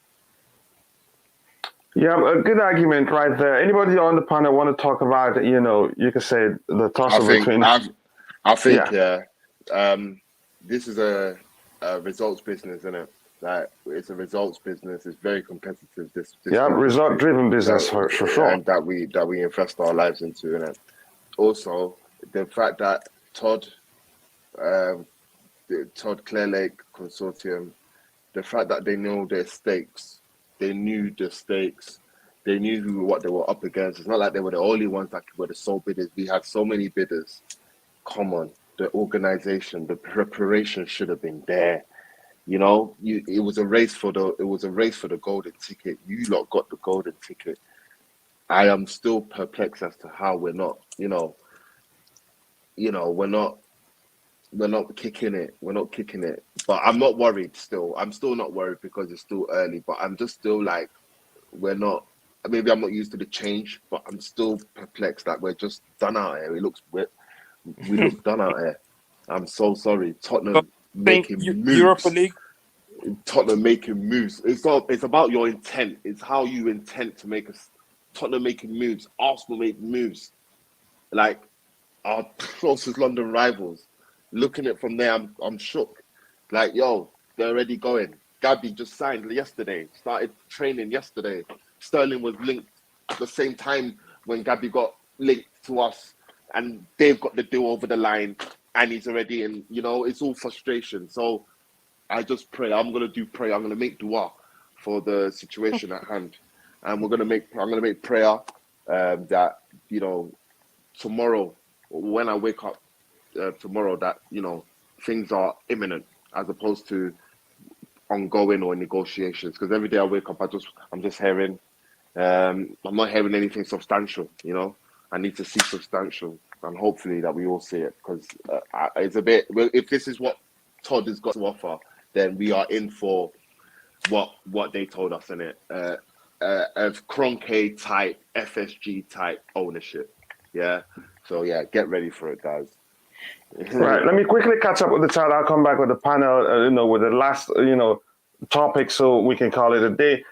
Here, Dreams is saying exactly by players, not of players work out again. And the management is the one that Marina, and it made it happen. Again, let me just scroll to a few, and there are questions I highlighted that I'd like us to, address. Faldiazo says, Bobby, we cannot go into next season with Thiago Silva 38 as the only recognizable defender. The lead has to be available for preseason.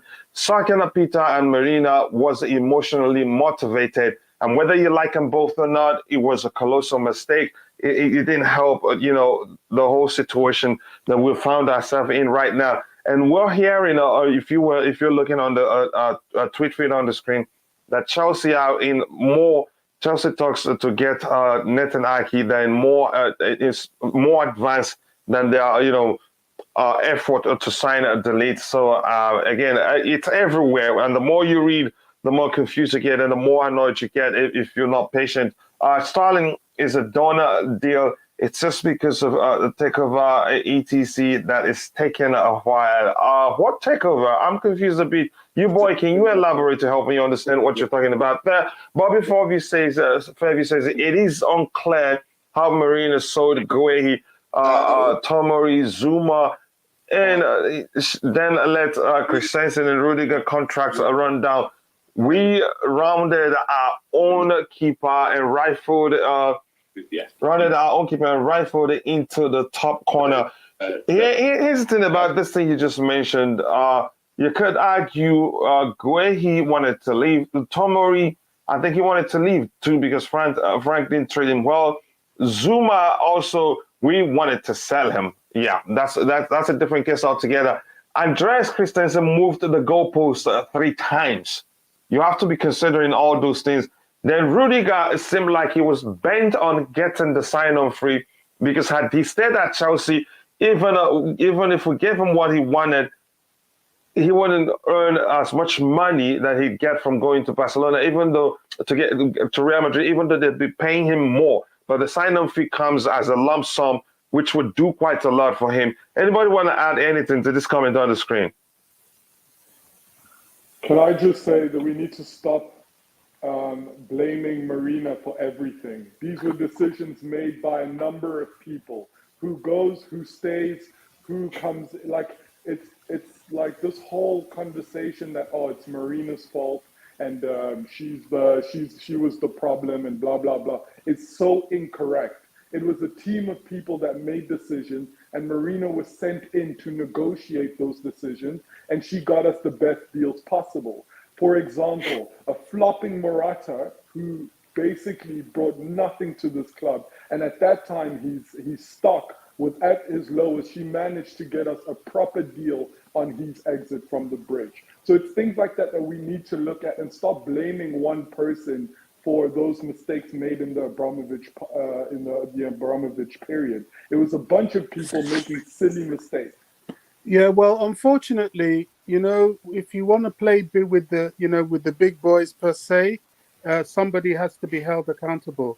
If you're in a position of leadership, that comes with the territory. It's noble and admirable to jump to her defense, but she stepped into that kitchen and it's a hot place to be. So she has to be held accountable. I'm not into all this, it was a bunch of people, but you were at the helm. And if you want to take the credit, you will take the blame. That's the nature of the territory. Nobody had this energy when people were throwing missiles at Michael Emenalo. Everybody comfortably laid the blame on his feet. You've never heard Marina say anything. So where are you getting this idea that she wants the accolades for this? You've never heard her speak. I bet you don't even know what she sounds like. These are just things that people are just blaming on one person. Wait a minute. Did she decline the phony prize that they gave her for being the best director? She took it and she took photographs.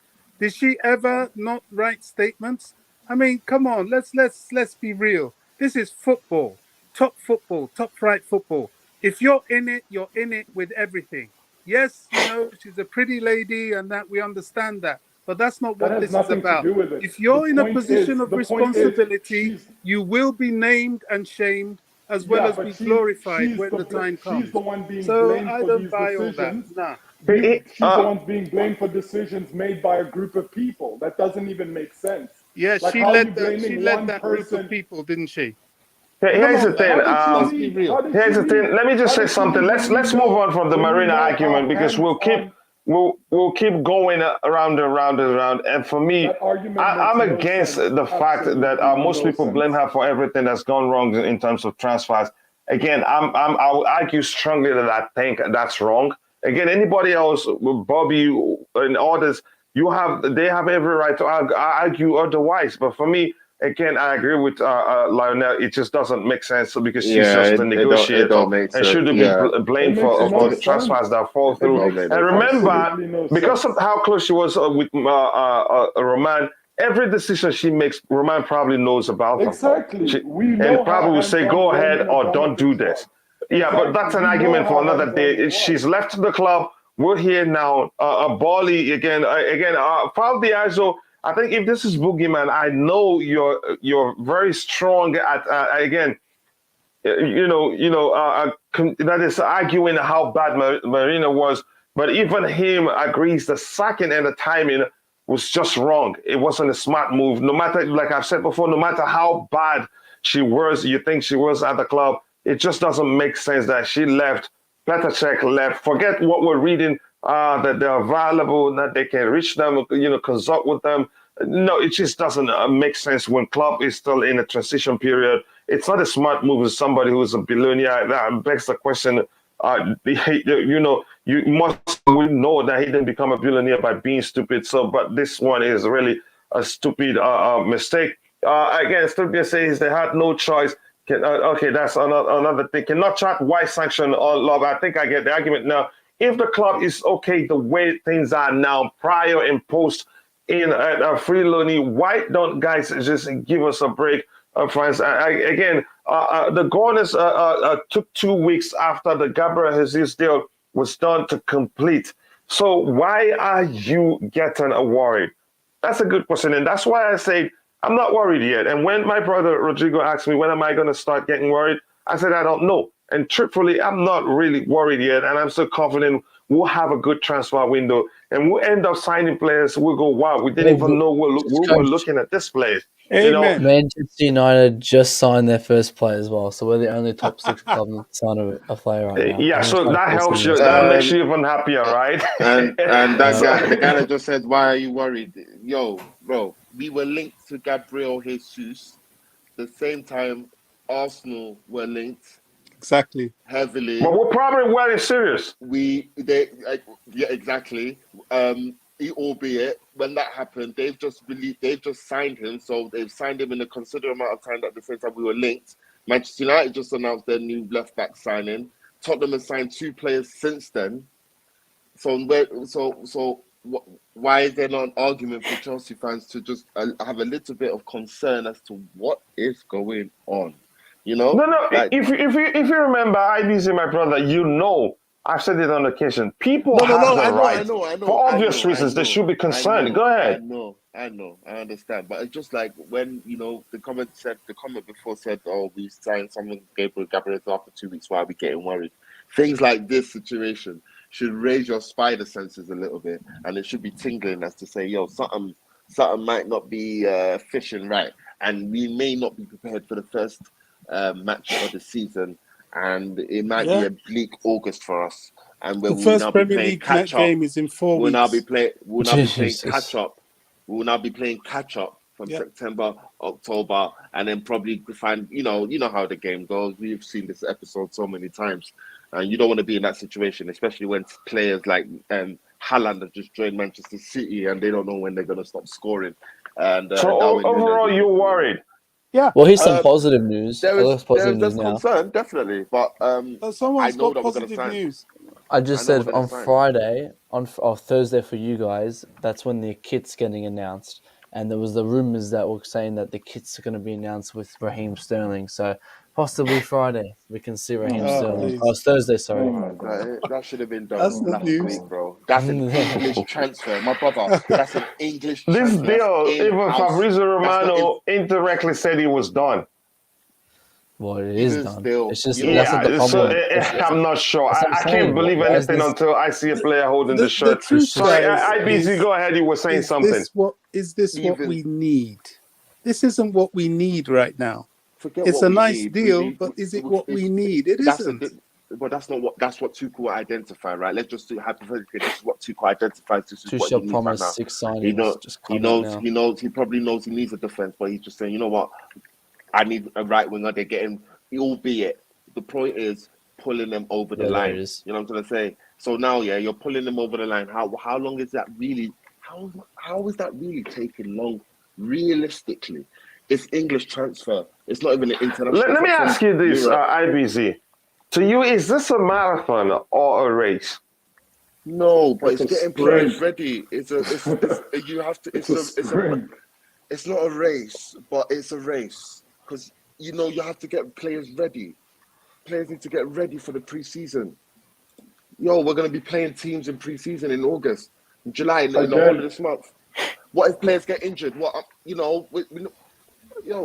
we just sitting on our asses? Yeah, we're okay with what we have. We need improvements. The problem I have is that Todd Boehly took down what was supposed to be the middle ground for him to get these deals done. My problem is how Todd Boehly's going to handle it. I know that Tuchel's a good manager, so I'm not even worried about how he gets the best out of the players or what he's got in front of him. I'm worried about how Todd Boehly's going to help my man. I think the right thing to say there, Coach, is that it's not a race, but there's urgency. There is a lot of urgency at the moment. I'm not worried about Tuchel. Tuchel's cool. Tuchel can't do no wrong right now. What do you want? He welcomed the players the other day, like, oh, everything is blue, just as I like to see it. He's ready for the job. You know what I'm trying to say to you? He's ready for what's happening. It's Todd. Todd, feed the brother, bro. Feed him. Let him work. He's a good worker. He's a scientist at this. He studies this stuff, man. Let's get him ready for it. That's my concern. You're not going to give the master the tools to work. Come on. Right. That's my concern. You have again. You guys are trying to push me, to shove me into the panic bus. I'm not going to get on that. Phantom, you have anything to say, brother? Because I know you just joined. Yeah. Yes, I do have something to say. I am waiting. Sorry, just 1 second. IBZ, you said something, bro. I said, Coach, I know you're not panicking yet. It's okay. Don't worry. God is with you. You see everything. Don't worry. You guys can't shove me into that bus yet. You, Bobby, and everybody else on the panel trying. Go ahead, Phantom. I do have something to say. I'm looking forward to the first Premier League game of the season, and that will be the second place Liverpool heading over to Craven Cottage, and they will get destroyed by Fulham in an upset in the opening. It'll be 2-1 Fulham. Where's your Fulham jersey? Put your Fulham jersey on then. Yeah, instead of Chelsea jersey, why you're saying this? I've agreed to wear Chelsea until September 10th when Chelsea does play Fulham, and then I'll put the Fulham shirt on. Phantom, I'm worried about you, brother. Why? I'm worried about you. I mean, all you guys are like going like, oh, we didn't get this player, we didn't get that player. Okay, you guys all know football or soccer more than me, but I know Todd Boehly isn't. Todd Boehly is the most patient guy in the world. If you look at the Los Angeles Dodgers, that's a problem. He did not build it in the first year. He didn't build it in the first year, and I don't expect him to build it here. Phantom, are you okay? Are you okay? Who does that? Who supports Fulham and Chelsea? Brother, are you fine? Are you good? Two London rivals, right? It's well, blasphemy. I support Hammersmith, so I guess I didn't know about QPR because probably that would have been my team initially. But but it's all in the same area. Fulham Road, 2 stops over. You're at Stamford Bridge, the Putney. What was it called? Putney Green or Putney Bridge? That's just two tube stops over down the street. All right, let me try and catch up with the chat, please. I'll come back into the panel again. Yeah. We have 108 people watching, and if you haven't liked the video, please go ahead and thank you for 122 likes. We're shooting for 200 likes, and we have just a few minutes to round up the show. Let me see if there's anything I haven't touched here. Correct. And as Kronos Dan just joining us, lateness is greatness. He says, hello, I'm late. I know I've been keeping sleeping for work tonight.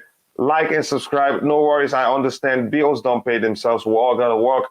Matthijs says, if this new owner did not sign and recognize two defenders to replace Rudiger and Christensen, definitely Chelsea should forget about top 4. Again, you have every right to be concerned and to say that too. It's Bruce Buck's fault. Yeah, that uncle, as Bobby says it, that whenever there's a gathering, he does something to embarrass every relation that's present there. Dear Tomari, Gohi, etc. wanted to leave. But yep, again, I said that to myself.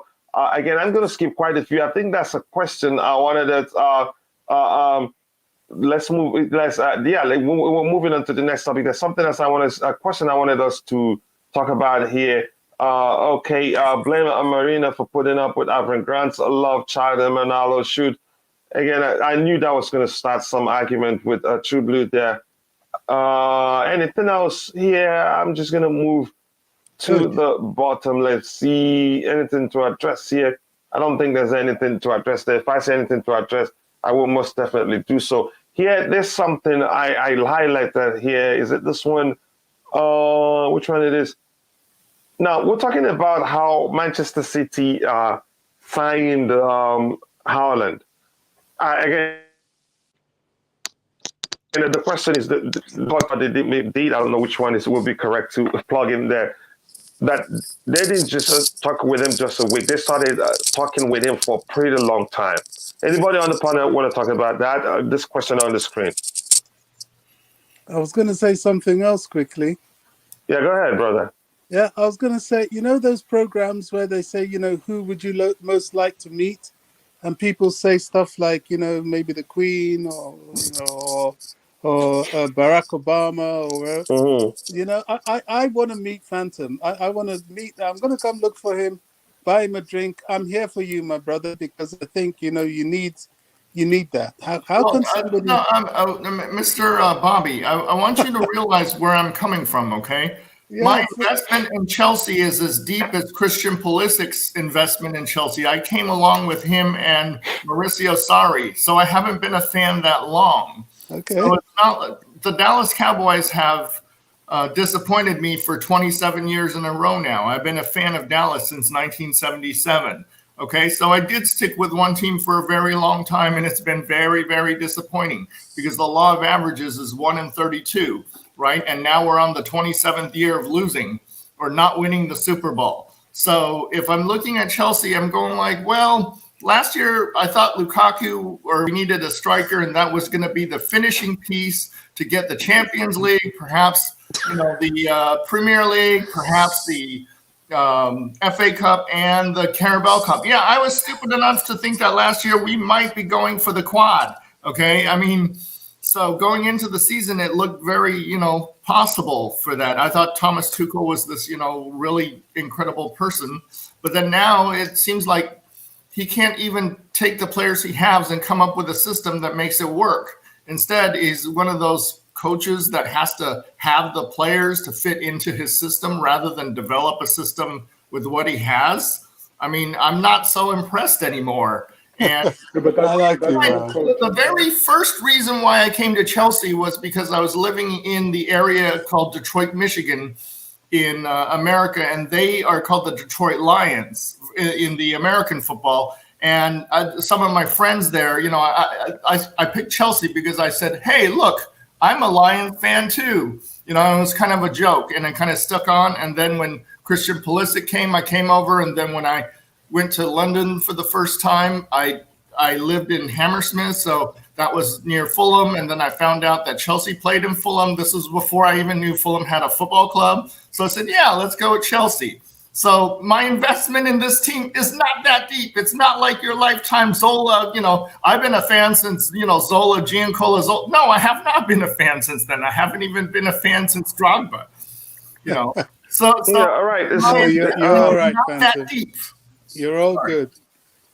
Something else I want us to talk about quickly, and we talked about it yesterday during the show with Louisa, but let me catch up with the chat now that I'm at the very bottom. This is just Viola serving you and Bobby the beer you guys talked about. She didn't even waste time.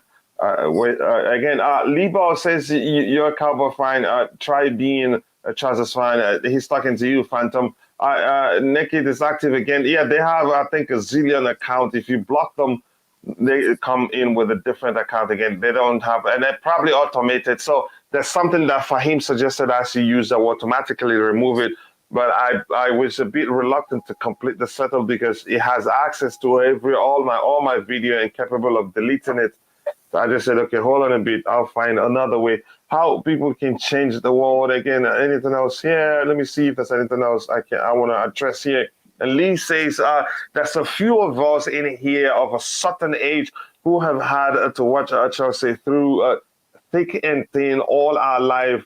I think you need to think about following someone else. I think Phantom is talking to you. It's tough for Chelsea to have a good transfer window this summer as the new owners have just taken over, plus other factors, but I think we'll still have a good transfer window. And just remember, I told you that. And maybe that will be a reason for Bobby to buy me beer when he meets me too, instead of buying it for Phantom, who is a Fulham and Chelsea, half Fulham and half Chelsea fan. No, but I love you, given. Phantom. I'm just kidding anyway. If the league wants to sign up for Bayern as part of the destination, I will be okay with that. Chelsea can prioritize Nathan Ake and another quality defender. Again, let's see what happens. Gunn played the game and says, hey, Kuchila and the panel, been working all day. Sorry I'm late, but hope you guys are good. Yes, we're good, and I hope you're good too. And thank you for asking how we're doing. Yes, you have to work. Bills don't pay themselves, and I understand that. It says it's whiskey. You're serving them whiskey. Okay. Big up Phantom. I love the guy. I love Phantom. He's very cheerful guy and very playful, and that's why we're friends. Again, says Jesus, Jesus, Phantom, miracles do happen. I agree. Yeah, for the quote that you talked about, Phantom has always been down to you because he says he's always talked about Chelsea and Fulham. Something I want us to round off with, and I'll start with you, Bobby, is this. Andreas Christensen, and it was a True Blue who updated us on that yesterday when Barca announced Christensen and what's his name, Frank Casey from AC Milan, right? And we're hearing they have a 430 million buyout clause on each of their contracts. What does that tell you, Bobby? It tells me they're trapped. It tells me that Barcelona, this is part of their gamble, isn't it? They're investing in the squad, unlike us, and they're preparing a squad that they hope will help them through success address their financial problems. And what they're doing is securing these players such that they can't easily leave unless Barca want them to leave. So if tomorrow they sell them a sob story and say, look, we have to cut your wages, they will be almost compelled to accept the situation, because nobody is going to come and pay 400 million to take Andreas Christensen or indeed Frank Kessie, unless they're going to start ripping up trees in the Catalan. That ain't happening. So it's a bit of a shrewd move. And I think those that have advised Christensen are quite, I don't want to sound abusive, but they're not showing any intelligence whatsoever. No, it doesn't make sense. It doesn't make sense. After them moving the goalposts 3 times for Chelsea, playing all smart, and he had probably he has a lawyer with him. He had a lawyer with him, his dad or maybe relatives, and he signed that. If it is the truth, then he's the most stupid player I've ever seen. I'm sorry to say that. Yeah. So even if Barca end up not being able to pay him his salary for the next 2 years, he'll still be playing for them. Yeah, he's stuck. But from Barca's perspective, that shows you they understand the problem they have isn't going away for a while. So they want to be sure they're safe with those contracts, that no matter what happens, they still have them playing for them. Go ahead, Bobby. Yeah, I mean, this is it Laporta, whatever the president's name is in Barca? Yeah, Laporta, yeah. Yeah, I mean, he's quite a tricky guy, and he's clearly selling these people a dream, making them believe that the problems will be easily overcome. Perhaps they might. Perhaps they've got a long-term plan. They must have some sort of plan. Selling their TV rights, I think, it's not a robust plan. It's just a temporary measure. And they convince these people. What can I say? I think no matter how much you've been convinced, unless you're somebody like Messi, putting £400 million as a price tag release clause on you is just stupidity. I have no other words to add to it. I really don't, especially with someone like Christensen, with the problems he has, with his anxiety and all those sort of mental health issues that he suffers every now and then before big games. I'm just bemused. I'm bemused that his father, of all people, who I think manages him, would agree to that is even more bemusing. Yeah, it just doesn't make sense. Again, before I come back to the panel, I want to get Lionel's thoughts on that. Ryan Moore says, don't understand how people say back Tuchel and then complain when he says he wants Ake. Again, there's no way to tell he says he wants Ake, and there's no way to tell really we're backing him, but I get your argument. It doesn't make sense. If we're calling for the club to back him and they're doing so, we shouldn't even question the choices of players we're going for. Nathaniel Maguire was EPL proven. Yeah, the EPL proven thing isn't really something I trust anymore for obvious reasons. But I don't want to talk about that right now. Gonna play the game. It says just joined the show, Bobby from Walker. Bobby, I love how vocal and real you are. If you don't feel that player is good, you speak out. I just wish you had the power to knock some sense to Tuchel. And I thought you were going to support me. Now you're supporting Bobby. But I'm just kidding anyway. I get your argument there. Bobby is always vocal and never the one to jump onto the bus because every other person had done so. That's why I love having him on the panel. Was on a trip to North Scotland. The whole pub got me drunk. Okay, that's a good input there, but enjoy. I shouldn't have read that anyway. But that's by the way. Let me see how quickly I can get through this. The chat is on fire today. I can't even keep up. Chelsea are pretending as if they had all of their questions answered in. Again, I don't know why you're saying that. Bringing Sterling, Rice, Koulibaly, Dembele, Aki, and fullback to cover like a clause with Broya, Gallagher, Caldwell coming in again. All those players are good suggestions there. The reluctant armies. That's talking to Stripia. Let me see if there's anything to address here. I don't think there's any. I'll just skip to the very bottom. Oh, you should read the article from Mundo Deportivo about Christensen, how they praised him like he's a god. We do that too. When we sign new players, when we sign Lukaku, even those that were calling for him not to be signed, started praising him. But I get your point until he makes two mistakes. But again, I think he's a fine player overall. I had high hopes for him. I was hoping he was going to be the one, to take on the Thiago Silva mantle, because they're similar in terms of their ability on the ball and how calm they are. Both both can be on the ball. But I am disappointed that he left us. But I move. Barca have 1 billion release clause because they put 200 million for Neymar, and who PSG don't play with all your money. Since that day, Barca don't joke with their players anymore. But then again, I look beyond that and think about how that affects the player's future. Guys, do you think it was a Chelsea player accused of raping? I think it was yesterday. I'm not sure. Even when we looked at the player's age, I think, was it like 28, 29? We couldn't think of any Chelsea player that falls into that category from the age perspective. So we'll see. True Blue Mourinho was abused. Okay, that's a different thing altogether. Now, coming back to the panel, Lionel, your thoughts on the buyout clause, ridiculous buyout clause that it could be Pate? Could you explain further? Ridiculous buyout clause Barca put on Andreas Christensen contract and Frank Kessié. Yeah, I think Bobby was spot on. I think it's a bit ridiculous, and I think it's more of an insurance thing than anything else. They're looking to obviously make their money back through success, and that's basically it. I don't see any other reason why they would put such a high price on. Oh, maybe they think that he's gonna, turn out to be top defender. But even then, I don't know any team in the world that's gonna go out and pay more than 100 or 150, 200 million for a defender. Maybe things might change in 4 to 5 years, and they feel they know where the market is going.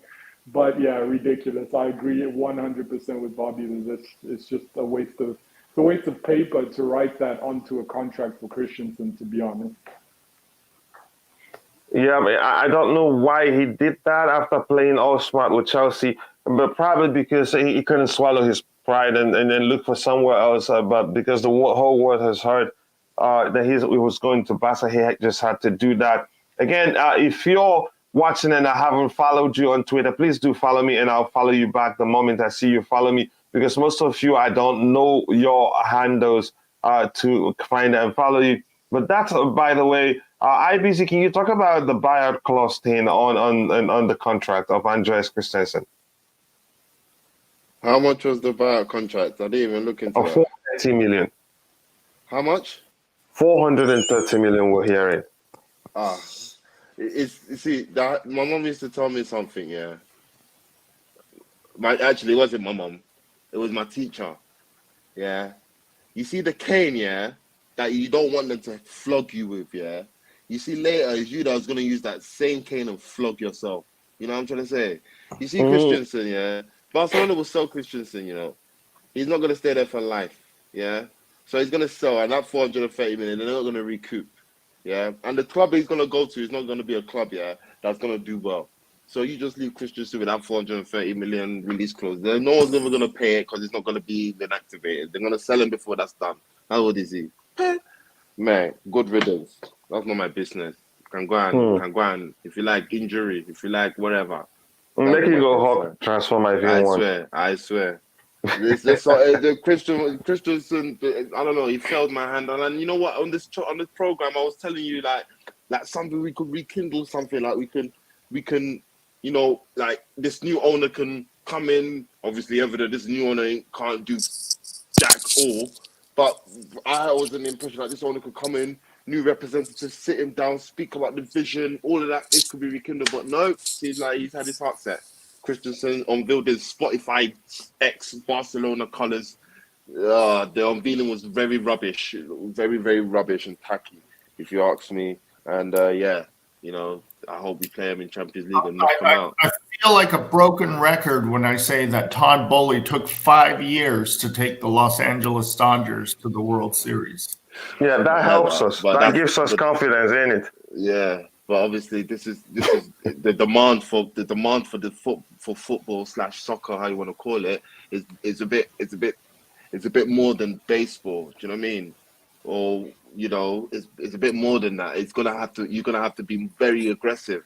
It's a different very beast, aggressive. It's a different animal. And this is the problem that Arsenal fans, Man United fans have with their owners in terms of not putting, well, Man United is a bit different, but with Arsenal is specifically like Kroenke not putting Arsenal at the forefront of his library of franchises he owns, in which that will probably bring, well, arguably, it will probably bring in the most, you know, the big bucks in terms of winning stuff. If he was to pump money into Arsenal, well, they're doing it right now, but like, you know, if he was to pump money into Arsenal at the time, you know, it would be better than where they are, you know, or where they're finishing. So I believe that Todd Boehly would need to be slightly a bit more aggressive in his approach. He's learning on the ball, so I think he's understanding it. He's learning that he may need to be aggressive. So in future, he's not going to have this repeat. I would like to think so, because he's missing out on big targets, key assets that will be able to be good for your business. He's missing out on very good players, and he's looking around like, oh, maybe I need to. So hopefully we see a bit more aggression, because you need to be in this market. It's ruthless. You can have a player that's coming to you, have a medical, and he's gone to another club. We've done that. It's happened, and you don't want to be that. You don't want to be that club that has that reputation for falling behind, because these assets could be the key to bringing you success, and it's just that real. Unfortunately. Yeah. Phantom, you want to say anything about Andreas Christensen's buyout clause? Yeah, you know, Andreas Christensen was barely above average. During Frank Lampard, he couldn't do anything. I mean, Tuchel is just a wonderful miracle worker with, you know, low priced or low talent assets, and turned Andreas Christensen into a slightly above average player. And I don't care if he goes, and I don't care about his buyout clause. Sorry. Yeah. Leiter, have you said anything about that? Or are you good? No, all good. And Leiter, why don't we see your final thoughts on everything we talked about today, so we can call it a day? Final thoughts. I just hope that this football club gets into gear and starts making the right signing. I'm on the boat where even if we sign someone like Raheem Sterling, it doesn't really do much. We need defenders, and that needs to be our focus. We need to bring in quality defenders, and that's the important part of this window for me. Yes, there's a lot of changes going on, and yes, fans, we're going to need to be more patient. It's not going to be the same, but where we go fishing for players is a small pool, and there's big fishermen in there, you know. So we need to be quick, we need to be on point, and we need to be honest with our capacities. If we're not able to go out and get these 100 million defenders, then this should be everyone should know this, including the fans, so we can, like, you know, kind of have an expectation on what the reality is for Chelsea going forward. But to the people listening, I'm gonna have Coach on the show hopefully my random football show hopefully this week. So it'll be an interesting one. It's going to be on both YouTube and podcast form. So yeah, look out for that. And there's something Coach, we have to do to drive traffic. We have to set it up. Maybe one show after the other. That is after a show from here, if you can. That's me. So that we drive traffic from this show to here, so we have a lot of people there, because it's going to be a live stream, and I know it's going to be fun. Again, thank you very much for finding the time to join us here. I can't thank you enough. Phantom, your final thoughts on everything we talked about. My final thoughts is everybody's so worried that Todd Boehly is not going to be the guy that brings Chelsea a championship, but he will. I have more confidence in Todd Boehly than I do in Thomas Tuchel, because Todd Boehly is a proven winner over. I mean, you guys don't watch baseball, but I do, and baseball's not easy to win either. It's not like you can just buy the best players and win.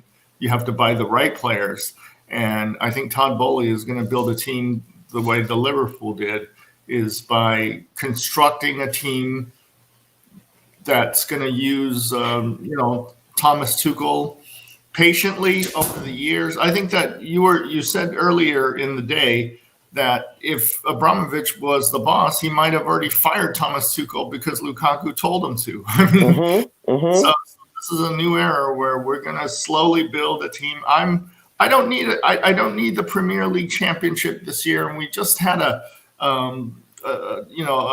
UEFA Champions League win. So let's give them some time. Give them some time, a few years to build it up. Maybe it's not the best crop of free agents or people that we can buy in this transfer window. Maybe we have to wait till January the next one. But also, let's see what our academy kids can do. So, think of it as the year when Lampard was hired. Your expectations wasn't that high. And, last year I thought Lukaku was the missing piece for us to go quad. But apparently our team this year, with losing Rudiger, AC, everybody else, we're not there. I mean, we'll be lucky to keep third place this year. So I'm not having that high expectation for this year. I think this is a rebuilding year, and he's got to find quality players at affordable prices, because we can't just be paying for people like Ronaldo or for, like whoever, Lewandowski, crazy money like that. So we've got to find quality players. Let's give Broha a chance to become the striker that we think he's going to be, rather than sell him to whoever, Crystal Palace or whoever is trying to come after him. Don't sell him. Give him a chance. Give him a chance to be the striker. Give our young players a chance. Give Havertz a chance to mature. Maybe use Werner as trade bait, and also use Jorginho as trade bait, and to get some of the missing pieces that we need. But again, patience, and don't rush the window. Whoever we get, whether it's Ligt or Ligt or whoever, Kounde, whatever's out there, we got to get them at the right price. Okay, thank you very much. Bye-bye. Yeah, thank you very much. I appreciate that. Bobby, your final thoughts on everything we've talked about today. Yeah, there's not that much to add to this. We just need to sit and wait, as we have been waiting. Trouble is, as I keep saying, time waits for no one, and signings is really the only thing we want to hear now. We can no longer listen to negotiations. Why? It's not that we are impatient. It's just that we realize the threat of the movement of our rivals. This is the issue here. We can sit down and give the Boehly consortium 10 years to do whatever it is they want to do. But the trouble is, nobody else is going to do that. And this league is so punishing that if you lose ground, you will really, really struggle to get it back, if ever you can possibly get it back. And so it's the not losing ground that's the concern. And because Boehly is new to us, he hasn't really done anything to give us confidence in him and confidence that he realizes where he is. We wait and see. Maybe he'll prove us wrong, but he hasn't got that much time to do it. That's for sure. with the first game coming up on the 5th of August. I'm sorry, I do need to come back one more time. Prior to Todd Boehly bringing the World Series championship to the Los Angeles Dodgers, the Los Angeles Dodgers last time winning the World Series before that was 1988. Look, I cannot equate what goes on in baseball with the Premier League. I appreciate that is an achievement, but this is a whole different ball game. The dynamics, the application, the culture is very, very, very different. However, the good thing about it is that if you have a winning pedigree, it's more likely that you'll repeat it than not. But you need to be careful. This is not this Premier League, and indeed European football as a whole. There's no second prizes. It's ruthless.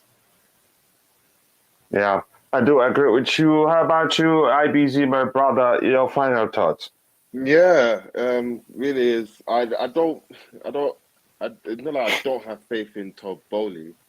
I have faith in what he wants to deliver. I just don't have faith in how he's delivering it.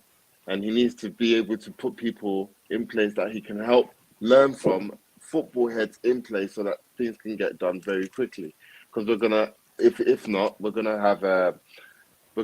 gonna have a lot of trying time to begin the season. It's gonna turn into playing catch up by September, October. We're now into Champions League territory now, where games are coming in thick and fast, and carling cut fixtures and injuries will inevitably happen. And it is a roller coaster that if you do not iron it out now, we will be in trouble. I'm all for Todd Boehly, his energy, whatever his vision for the club. But the way you've come in and now where we are right now is a situation in which now we're lacking. I can't see it any other way but say we are lacking behind our rivals, both in the capital and across the league. We are lacking.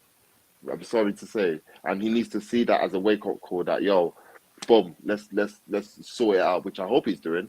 I don't know what goes on in his little circle, but I hope he's looking at it like, boy, let's get things started, let's get things on the ball. So hopefully, we see better days in the coming weeks. Signings. I believe that once I still have the little belief that once we make one signing, they're just gonna come in, just gonna start flowing in. So let's just hope that's the case. Because time is not really on our side when players are flying out to pre-season across the country and all around Europe. So we're just waiting to see how that goes, isn't it? So yeah, I wish him the best. Welcome to Chelsea and all of that. Let's bring it. I'm open to it. Now, no one can blame me for having a oil money or Russian. Your money is dirty type beat. I've got an American owner, closest allies to the country. I don't know what you're saying, but yeah. So I'm here for it. But right now, I have to worry about right now. Right now, we haven't got reinforcements and players that we've left. Key players that have left. Key players that will be leaving, i.e. Alonso or Aspilicueta, do you know what I'm trying to say? Who's going to be, squad depth, all of that. So yeah, that's just my piece.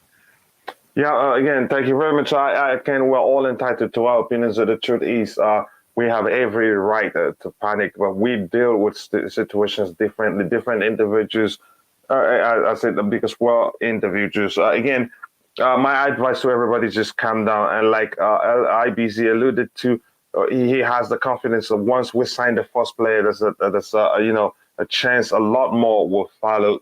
With that, we've come to the end of the show. I want to say thank you to everybody in the chat. Thank you to all the panelists.